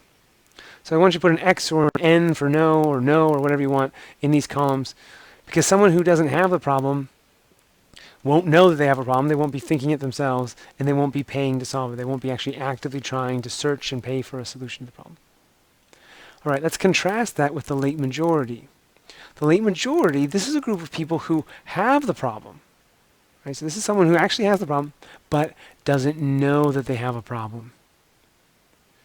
If you've ever felt like you need to educate your customers and like convince them and tell them they have a problem because you can see they have a problem, but they don't see it themselves, that's because you're talking to the late majority. All right? So who's someone who might, like an example here, startup founder who's not sure how to apply Lean Startup. Someone I can tell is not sure that they know how to apply Lean Startup, but they can't tell. Someone who's writing blog posts about MVPs, but isn't using the term MVP in a way that I find particularly actionable. If they're referring to an MVP as a beta, what that means to me is they're writing a blog post. They think they know about Lean Startup, so that means that they don't know they have a problem. But if they're using terminology in a way that's like not effective, that means that they probably do have the problem, but they don't know it. Now, I'm going to actively avoid those people because they're not who I need to start with. Those are my late majority. If you have to educate your customers, don't worry, don't do it. It's too much work, and they're not going to want to. Remember, customers buy solutions to problems. If they don't know they have a problem, they don't even want to hear that they have a problem. So, because they don't know they have a problem, they're not paying to solve it. So, yes, no.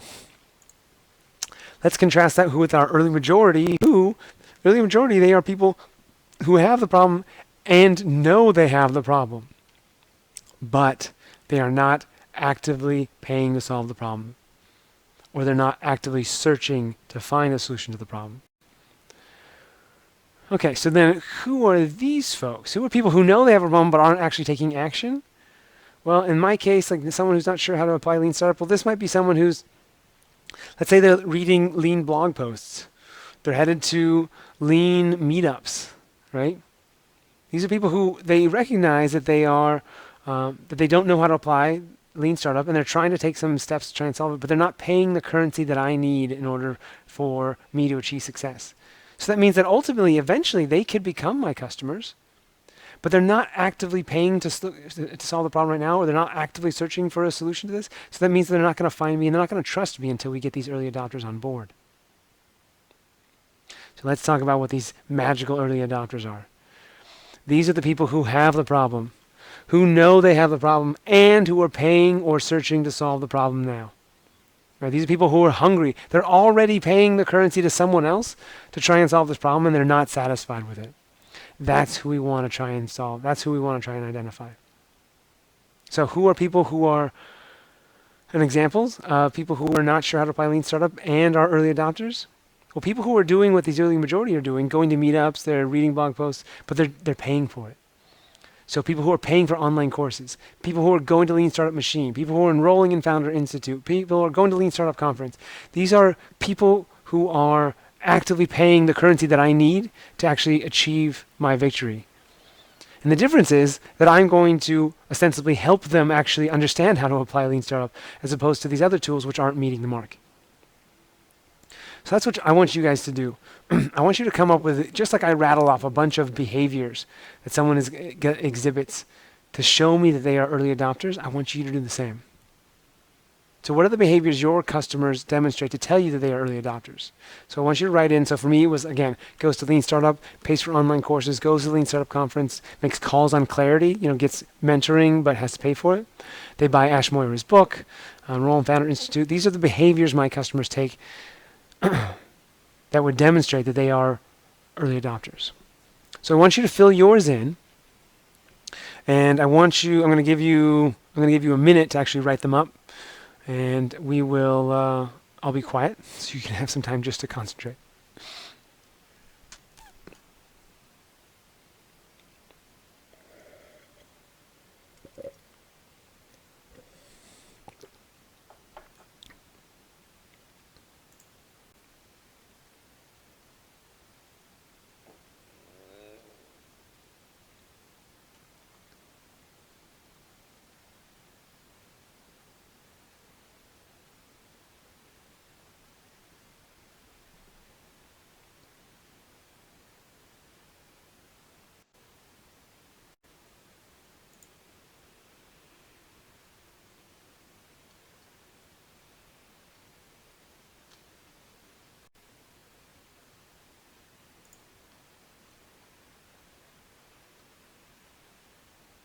If you can, try and come up with at least 5.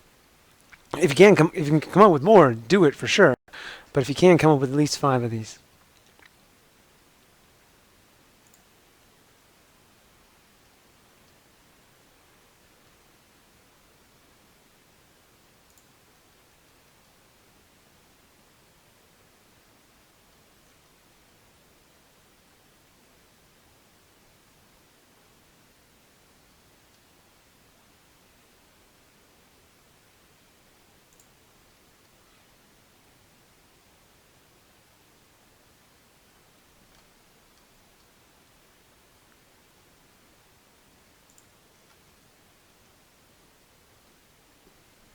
All right, so it looks like people are doing a really good job filling these out.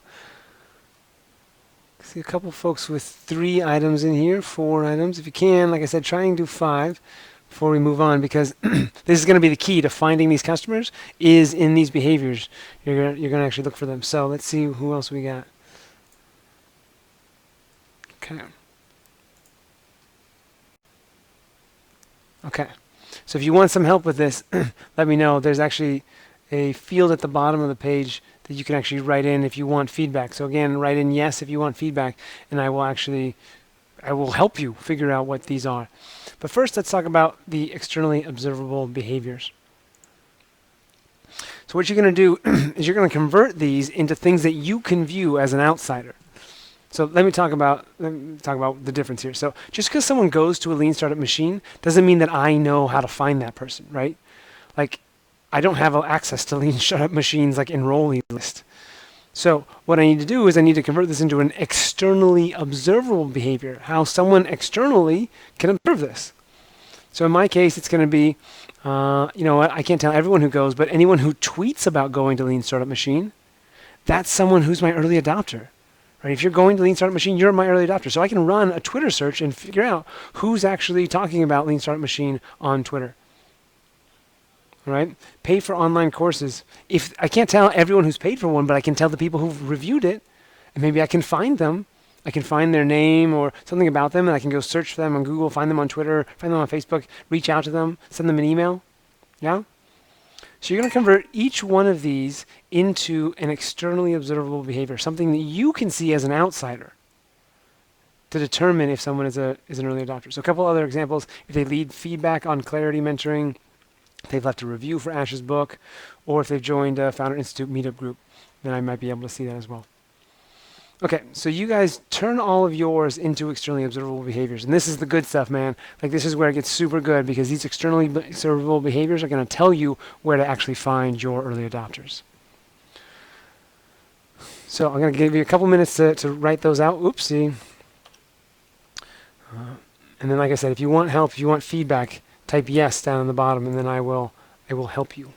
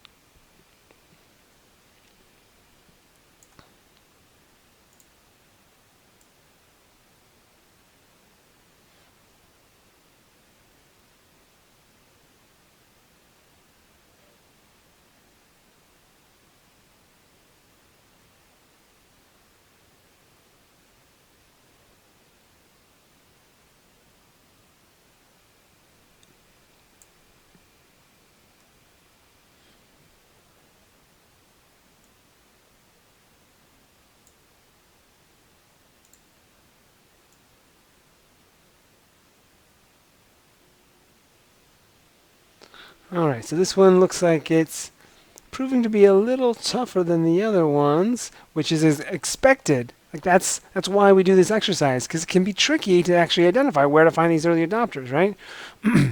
That can happen for a couple reasons. The reason number one is maybe they don't exist. Like these people just may not exist, so it can be difficult to find them. Number two, this is why marketing is so hard, and this is why we do this first. We do this before building a solution, because it doesn't matter if you build the best solution in the world. If you can't find people to actually market it to, and you can't prove that they're really trying to solve the problem, there's no point in doing it. All right, so let's look at some folks who need some feedback. Looks like there's a couple out there who want some feedback. So let's look here. Okay, and then I'm going to take this one here. So let's go with my website here. Great. Okay, so I'm gonna change my camera a little bit. Shrink me. Okay, and you guys might not be able to read this, but I'll read it out for you. And their segment are restaurant owners. Okay, these are restaurant SaaS friend. Fantastic. Okay, so you got restaurant owners who say, I need more customers at the right time. So presumably this is like, I need more customers, not during rush hour. So like during non-rush hour, I need more customers. Okay, great. So that's the problem that we're hypothesizing. So what behaviors would a restaurant owner demonstrate that says that they are actively paying to solve this problem? They offer discounts for low times. Perfect. If they've got happy hours, that's fantastic. That's exactly what we're looking for. If they increase their advertising, that's great, right? If they're trying to actually promote more, that doesn't necessarily tell me they want it at low times, but it does tell us that they are actively trying to solve this problem, that they're trying to get more customers. They run special events. That's right as well. I like that. They're doing special promotions. Close during low times. That's great. If they've got weird hours, like we're not available between 3 and 5, or 2 and 5. That's great. Decrease staffs. Perfect. Couponing Groupon. Fantastic. Okay, so those are great behaviors. Now let's see if they've done a good job. If this person has done a good job turning it into externally observable behaviors. Okay, happy hours. Time spent. Time-specific discount. Yes, if they're operating happy hours, this is perfect. I think if you added this, or maybe it was already there, you can type while I'm talking, and it will reflect here. So feel free to make any changes that you want. So yes, happy hours is perfect. That's great. So you can basically do like a search maybe on Yelp. I don't know if Yelp has a happy hour search, but maybe you can do that. Or some discount site that's like best happy hours around town, right? And find the places that are doing their happy hours. Increase their advertising. Okay, so what's the externally observable behavior for you to be able to tell if someone is increasing their advertising? Let's see.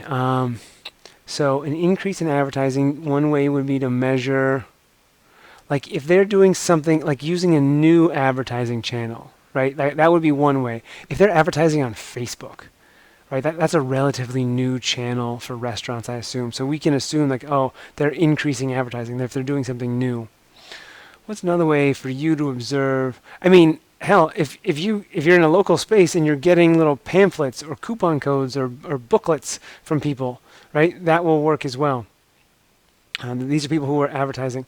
Maybe if you keep them and track them over time, and you can actually tell whether they've started advertising or if they haven't started advertising. Like so you got a pamphlet last month and you get another one, and oh, who's new on this one? That would be a great place to look. You can ask them. That's another way. You can simply go ask people, right? But it's not quite as scalable as trying to actually find them where else they look. And then where else? Let's see. Where else would restaurants advertise? Maybe on TV. Yeah. You can see if they post a new commercial on TV, or on their website. Typically, that's another place I would look is. Go look on their websites and see if they're starting to advertise like they're trying to promote themselves on social media. If they're trying to if they started doing that relatively recently, they might have taken a new initiative. So go check out their website and see what they're doing there. Okay, yeah, Valpak, perfect. Timed special events. Okay, so if you can, during holidays, again, like looking on their website might be a great place to go look, on their Facebook feed or their Twitter feed. Weird hours. Yeah, I would just call Yelp. I would just go through a bunch of Yelp and like look for weird hours, Okay, and then decrease staff during low times. Yeah. That one's gonna be hard. That one's gonna be hard to know. Like, how are you gonna know if they're actually decreasing their staff? Let's see, what would they do? They would lay off their staff or tell their staff if their staff members. You can go hang outside. You can measure how many people walk out of their restaurant who didn't walk in. Like, that would be one way to know. It's kind of labor intensive, but you can absolutely do it. Like how many people like walked in or walk out that didn't walk in the first hour or within the last 2 hours. Okay, but you've got some great ones here, couponing. So you've got a fantastic set here. This is great. You're doing a fantastic job. Keep it up. I want to make sure that there was at least one other person who I want to give feedback to. So let's go check a look. Oh, we're getting more people. Okay, great. So what do we got here? Oh, sorry, I don't want to show everyone's unless you want feedback. Be right back. Here we go. Let's do millennials and young professionals. Okay. Website. Here we go. Okay.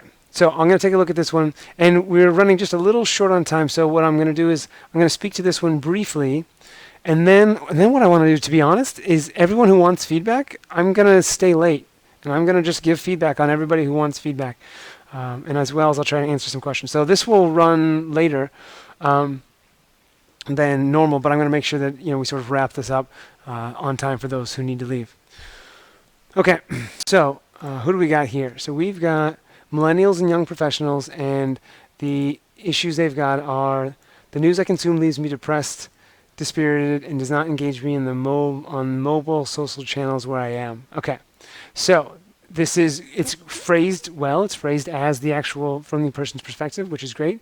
I'm going to challenge whether or not they actually have this, but that's why we're doing this exercise, is to actually figure out, do these people actually have this problem? Do they know it, and are they actively trying to solve it?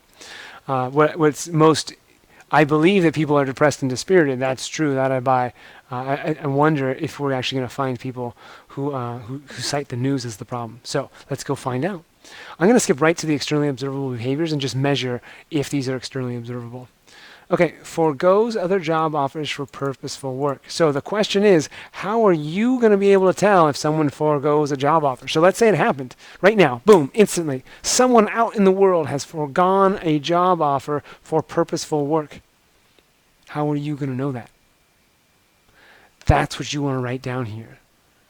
Okay, so you need to figure out a way to actually find these people. Go find the person who has foregone a job offer to do more personal work.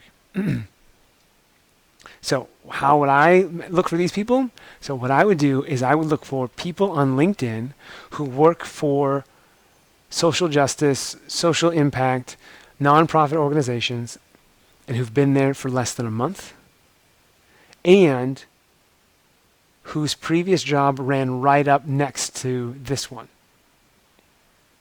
All right, so this is someone who's like just started a brand new job at social impact something or other, and they weren't looking for a job before then. They were working at some big company, and now all of a sudden, boom, they've changed jobs. So go look there and go find these people. Now, just a hint, by the way, we're only looking to interview 5 people. So in the Finding Early Adopters workbook, we'll talk about like why it's 5, but you're only looking to 5. So you don't have to find a lot of these people. You just got to start with 5.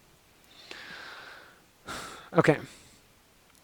So great. So I see you're updating it. Identifies purposeful work as the leading motivator for a job. Great, but how are you going to know that they identify that? Maybe it's on LinkedIn. Maybe it's something about them. Okay, I'll do one more. Cares about these issues, have volunteered, donated, hosted a charitable event, launched an NGO. Okay, these are great ideas. Those are more behaviors than they are externally observable behaviors. I need you to convert this into something that I can say, hey, you know what? Go find me 5 people who care about these issues. Where are you going to find those people who care about those issues? Write those down. So I want you to write down things like, I'm going to search on Twitter for people who are tweeting about this specific thing and whose LinkedIn profile says they work in that space. Right? That's the externally observable behavior. That's going to tell you that this person is an early adopter. Okay. So, great. So now let's sort of wrap up this whole show. Like I said, I'm going to come back and I'm going to provide feedback to everybody who wants it. I'm going to answer all your questions, but I want to end on time. Okay, so here's the cool thing about early adopters. They are the people who have the problem, who know they have the problem, and are actively paying to solve the problem. All right? Where are yours? They're in your externally observable behaviors. That's how you find them. I go find my early adopters by looking for people who tweet about Lean Startup Machine or who review online courses. You're going to do the same thing with yours. So takeaways. What I want you to write down on your notes section are your takeaways. So I want you to write down, your early adopters. Where are your early adopters? Write down the 5 externally observable behaviors, either now or after I give you feedback, so that you know where to find these folks. Okay, questions. Let's see. We got a couple questions up here. Questions. Camille, let me know if there are any others on here, and we'll take these. So, by focusing on the emotions of the customer, does that insulate us a bit from them, quote, not knowing what they need in specific tech work solutions that they might visualize? That's exactly right. Your job is to understand what problems they're having and how they describe those problems. Their job is to know what problems they're having and understand how to describe them. It's your job to actually solve the problem. So there's some interviewing techniques, and I'll get you guys hooked up with the interviewing course that's going to help you walk through that if you want at the end of this session. That'll help you make sure you're asking the right questions so that you can insulate yourself from that and really focus on the emotions. Okay. Max says, that sucks. That's what sucks about applying Lean Startup in B2B. It takes a lot longer than what books or content pitch. By the way, Shane is a mutual friend. He sings your praises. I love Shane. I'm glad he does. I'll tell you that I'm going to disagree with you wholeheartedly here. That's not what sucks about Lean Startup in B2B. That's what sucks about B2B. B2B sucks. I mean, it's not, it just sucks from a timing perspective. Not to say you shouldn't do it. It's amazing from building a business, because once you cross that mountain, very few people will be able to follow you. And it's a fantastic place to be and serve people. But it has nothing to do with Lean Startup, right? You're going to have these problems no matter what technology or what methodology you use to build your startup. It's always going to take a long time.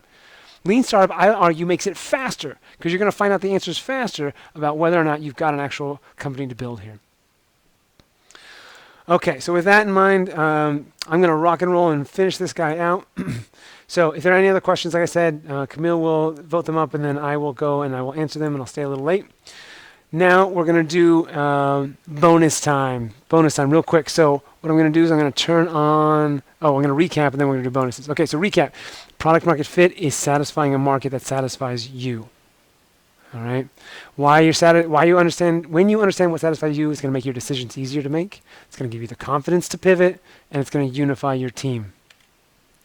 We declared victory together, and you understand what your victory looks like. And we talked about the 5 assumptions that you need to actually validate, and the 5 experiments you need to run to actually validate those assumptions. You know the core underlying principle here is that customers don't buy products, they buy solutions to problems. And that principle gives us these 5 assumptions. These 5 assumptions all build on top of each other. They correspond to different phases of finding product market fit, and each phase has a very specific type of experiment that you run during that phase. These 5 phases happen to spell focus, which is not just a cool acronym, it's also a methodology, so you're only worrying about one thing at a time. And now, okay, and then we also talked about your early adopters, where to find them, all that good stuff. Okay, now let's talk about bonuses. So, what I've got for you guys, let's make this active. Your bonuses. I got bonus number 1 is a free email course on customer interviews. So it's got 4 lessons in it on how to actually interview your customers. So it's going to talk about what to ask them, where to find them, how to ask them for interviews, and how to analyze their results of your interviews. So if you want that, just enter in your email, hit enroll, and then we'll get you hooked up, and you'll start delivering it immediately. Like right now, you'll start getting it. The other bonus number 2, bonus the second, is that this focus framework, the workbook series that I built, and if you want to continue using it for the next 24 hours, use the Startup Weekend, the coupon code SW alum on thefocusframework.com. Just click the books there. It'll take you to thefocusframework.com. You'll see that I'm running a crowdfunding campaign that actually ends tomorrow. So if you use that coupon code, you'll get yourself $20 off either the electronic or the physical version. Like I said, that'll walk you through step by step every single step of the way towards product market fit. And it's the same tools we use at accelerators around the world.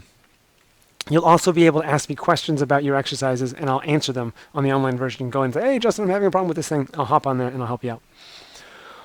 All right, my friends. Last thing I want to do is I want to open this up for feedback here. Let me go and show you. You should now have a feedback tab that's open. If you want to go in there and leave your feedback, you can. I would love to know what worked, what didn't work, and so that I can go and improve this for next time. All right, thank you so much, everyone. Like I said, I'm gonna hang out. I'm gonna give some more people feedback on their worksheets, and then we're going to any other questions that pop up. I'll try and answer those. All right, so let's go back to the worksheets. Here we go, feedback. Here we go. So let me see who else wants. Oh, I'm gonna put this back up here. Before I go, I should thank Startup Weekend again. Thank you so much, Startup Weekend, for coming by and for making this possible, making this happen. Also want to thank Camille so much for moderating this session and for doing all the questions. That was great to have you here, Camille. Thank you so much. And then I will answer any other questions for you as we wrap up. All right, so let me go on to my view here. Who else wants some help? All right, website. Okay, who do we got here? So people who want to bring stuff back from Nicaragua. All right, fantastic. The problem that we think they have is that I want to bring things from abroad, but don't want to use an agency. Okay, makes sense. I don't quite know what the problem is, like why they don't want to use an agency. It might be nice to sort of dive in and modify this a little bit, like using an agency is too expensive or it's too cumbersome to actually find an agency, because that's going to get to the heart of the problem. Let's just check and see if these are externally observable. They write comments or questions on fan page of agencies. Okay, that means they're using an agency. I like it. And they're leaving reviews on it. Fantastic. Especially, we really want them if they're leaving negative comments, negative reviews.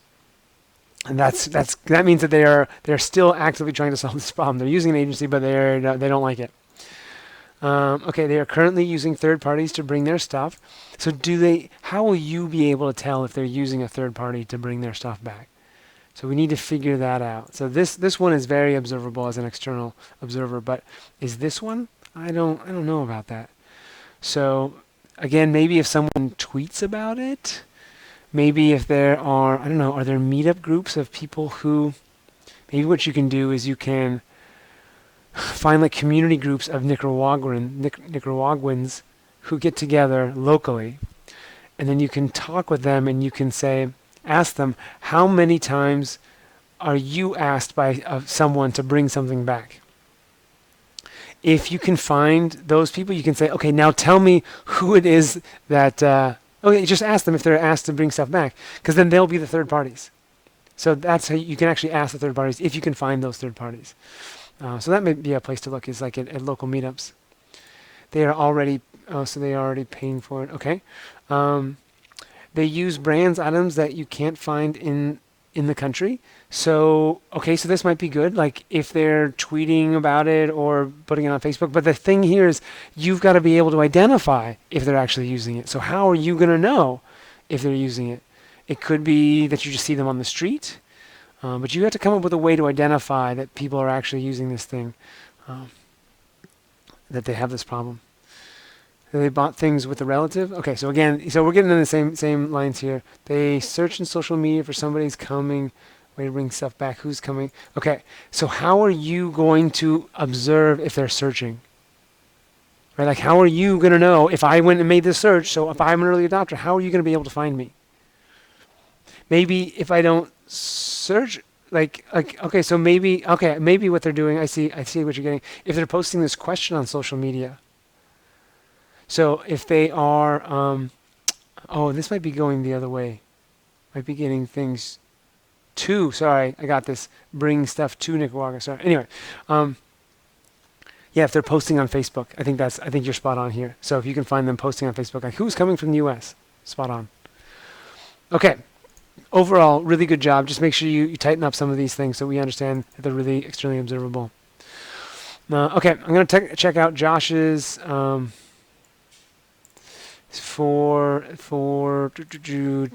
Joshua's question here. Let's go back to the questions view. Boom. All right. I realized in the early adopter exercise that many of my current consulting clients are late majority. Ooh, good observation. I'm spending and good at teaching them, so they buy from me, convert them to early adopters. Any thought on how it affects my focus stage? Well, if it's working for you, keep doing it. If your goal is to scale a little better, a little faster, you might want to look for some of these channels that you can find customers that they're already trying to solve their problem, because it'll be a faster sale. So it will simply be faster, and so you'll be able to scale more quickly. So that's what I would encourage you to do is, if these people exist, and your goal is to scale, then go find the channels that they're already looking for a solution in, and really hit those up hard. Otherwise, keep doing what you're doing. There may only be early adopters, at which point it just sort of limits the total potential size of your marketplace. If you're having to create an early adopter one at a time. Okay, let's get back into more feedback for our tools here. Okay, what's next? We got uncomfortable. Looks like I got 2 more here. Website, and then I'm going to go here. Okay. Oh, all right. Looks like we're a little shy on this, so I'm going to help out here. Okay, these are people who are uncomfortable updating their website. Okay, I want a newer looking website. Okay, so there's some people out there who have a website and they want it to look newer. Their behaviors are they are uncomfortable with technology. So that's more of a description, I would say. That's not necessarily a behavior. Right, so this is like an adjective. I'm uncomfortable. We want a verb like calls their kids on the phone and asks them to update their website or do things for them. Right, that's someone who's actively paying to solve the problem. I would say this person wants leads from their website. Again, this is more of a description. This isn't a behavior. So a behavior that's different. So I want to really clarify this. A behavior is something that someone does. All right. Wants is like a description of something. This is something that someone wants, right? But they're not doing something. Someone who's paying for this is hiring someone on Odesk, right? Or Elance. This is putting ads up on Craigslist. Someone could come update my website. This one is fairly straightforward. What are the actions that someone's doing to try and solve this problem? They are going out and they're actually paying someone to update their website for them, right? Like that's what they're doing to solve this problem. So the externally observable behaviors will be along the same lines. Look on Craigslist. They're posting on Craigslist. They're looking on Odesk. Go look where they're actually trying to solve this problem right now. All right. Let's see what else we got. Go. Nonprofits. Buy things. Here we go. Okay. All right, we've got emerging high-tech manufacturers, and we've got a little bit of a,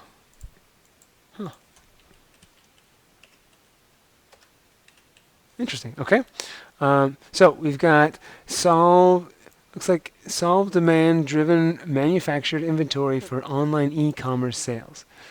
So these are emerging high-tech, and they solve demand-driven. Okay, so where's the I statement here? Solve demand-driven manufactured inventory. This looks like what you want to do. All right. This doesn't look like a problem statement. Right. This doesn't look like a problem of an emerging high-tech manufacturer that they say, I solve demand-driven manufacturing inventory for online e-commerce sales. Right. So that's something I really want to call your attention to. Make sure that this is in the words of your own customer. It's going to be much easier to find your customer segments if you state it in their own words. So if you're still around, go ahead and update this so that it actually reflects to be a customer-oriented problem. in the meantime, I'm going to go look at the externally observable behaviors and see how we come up with. Hires project chasers on LinkedIn, always hiring same position over and over again. This is a great externally observable behavior. If you see high churn for a potential of a potential customer, like high churn in terms of employee, that's fantastic. Very good. Okay.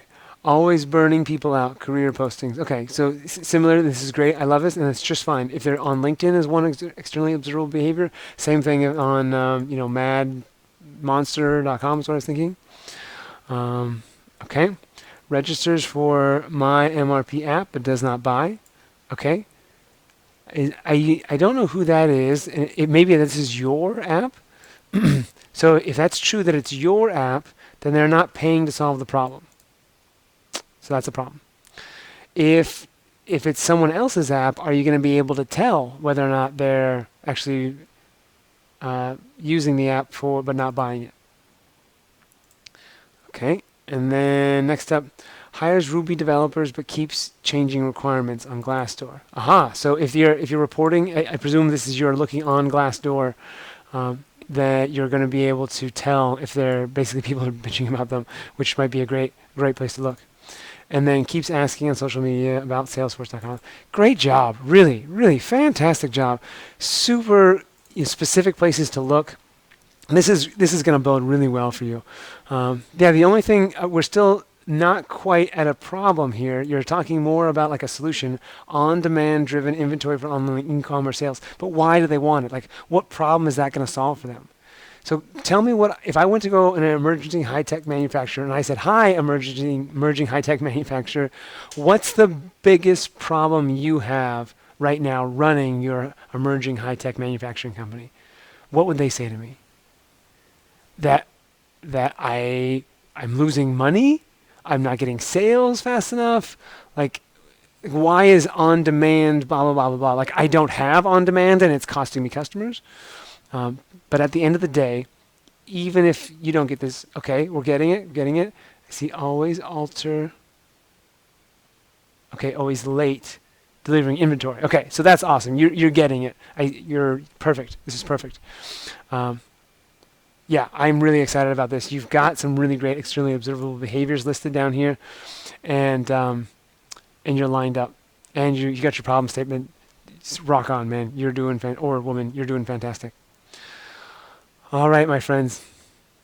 That's it for me. Thank you so much for attending. Check out those feedback in the phone. Check out the focus, the bonuses, and the feedback section. And if you have any other things I can do to help, please reach to me on Twitter at Justin_Wilcox. All the best, and I'll talk to you later.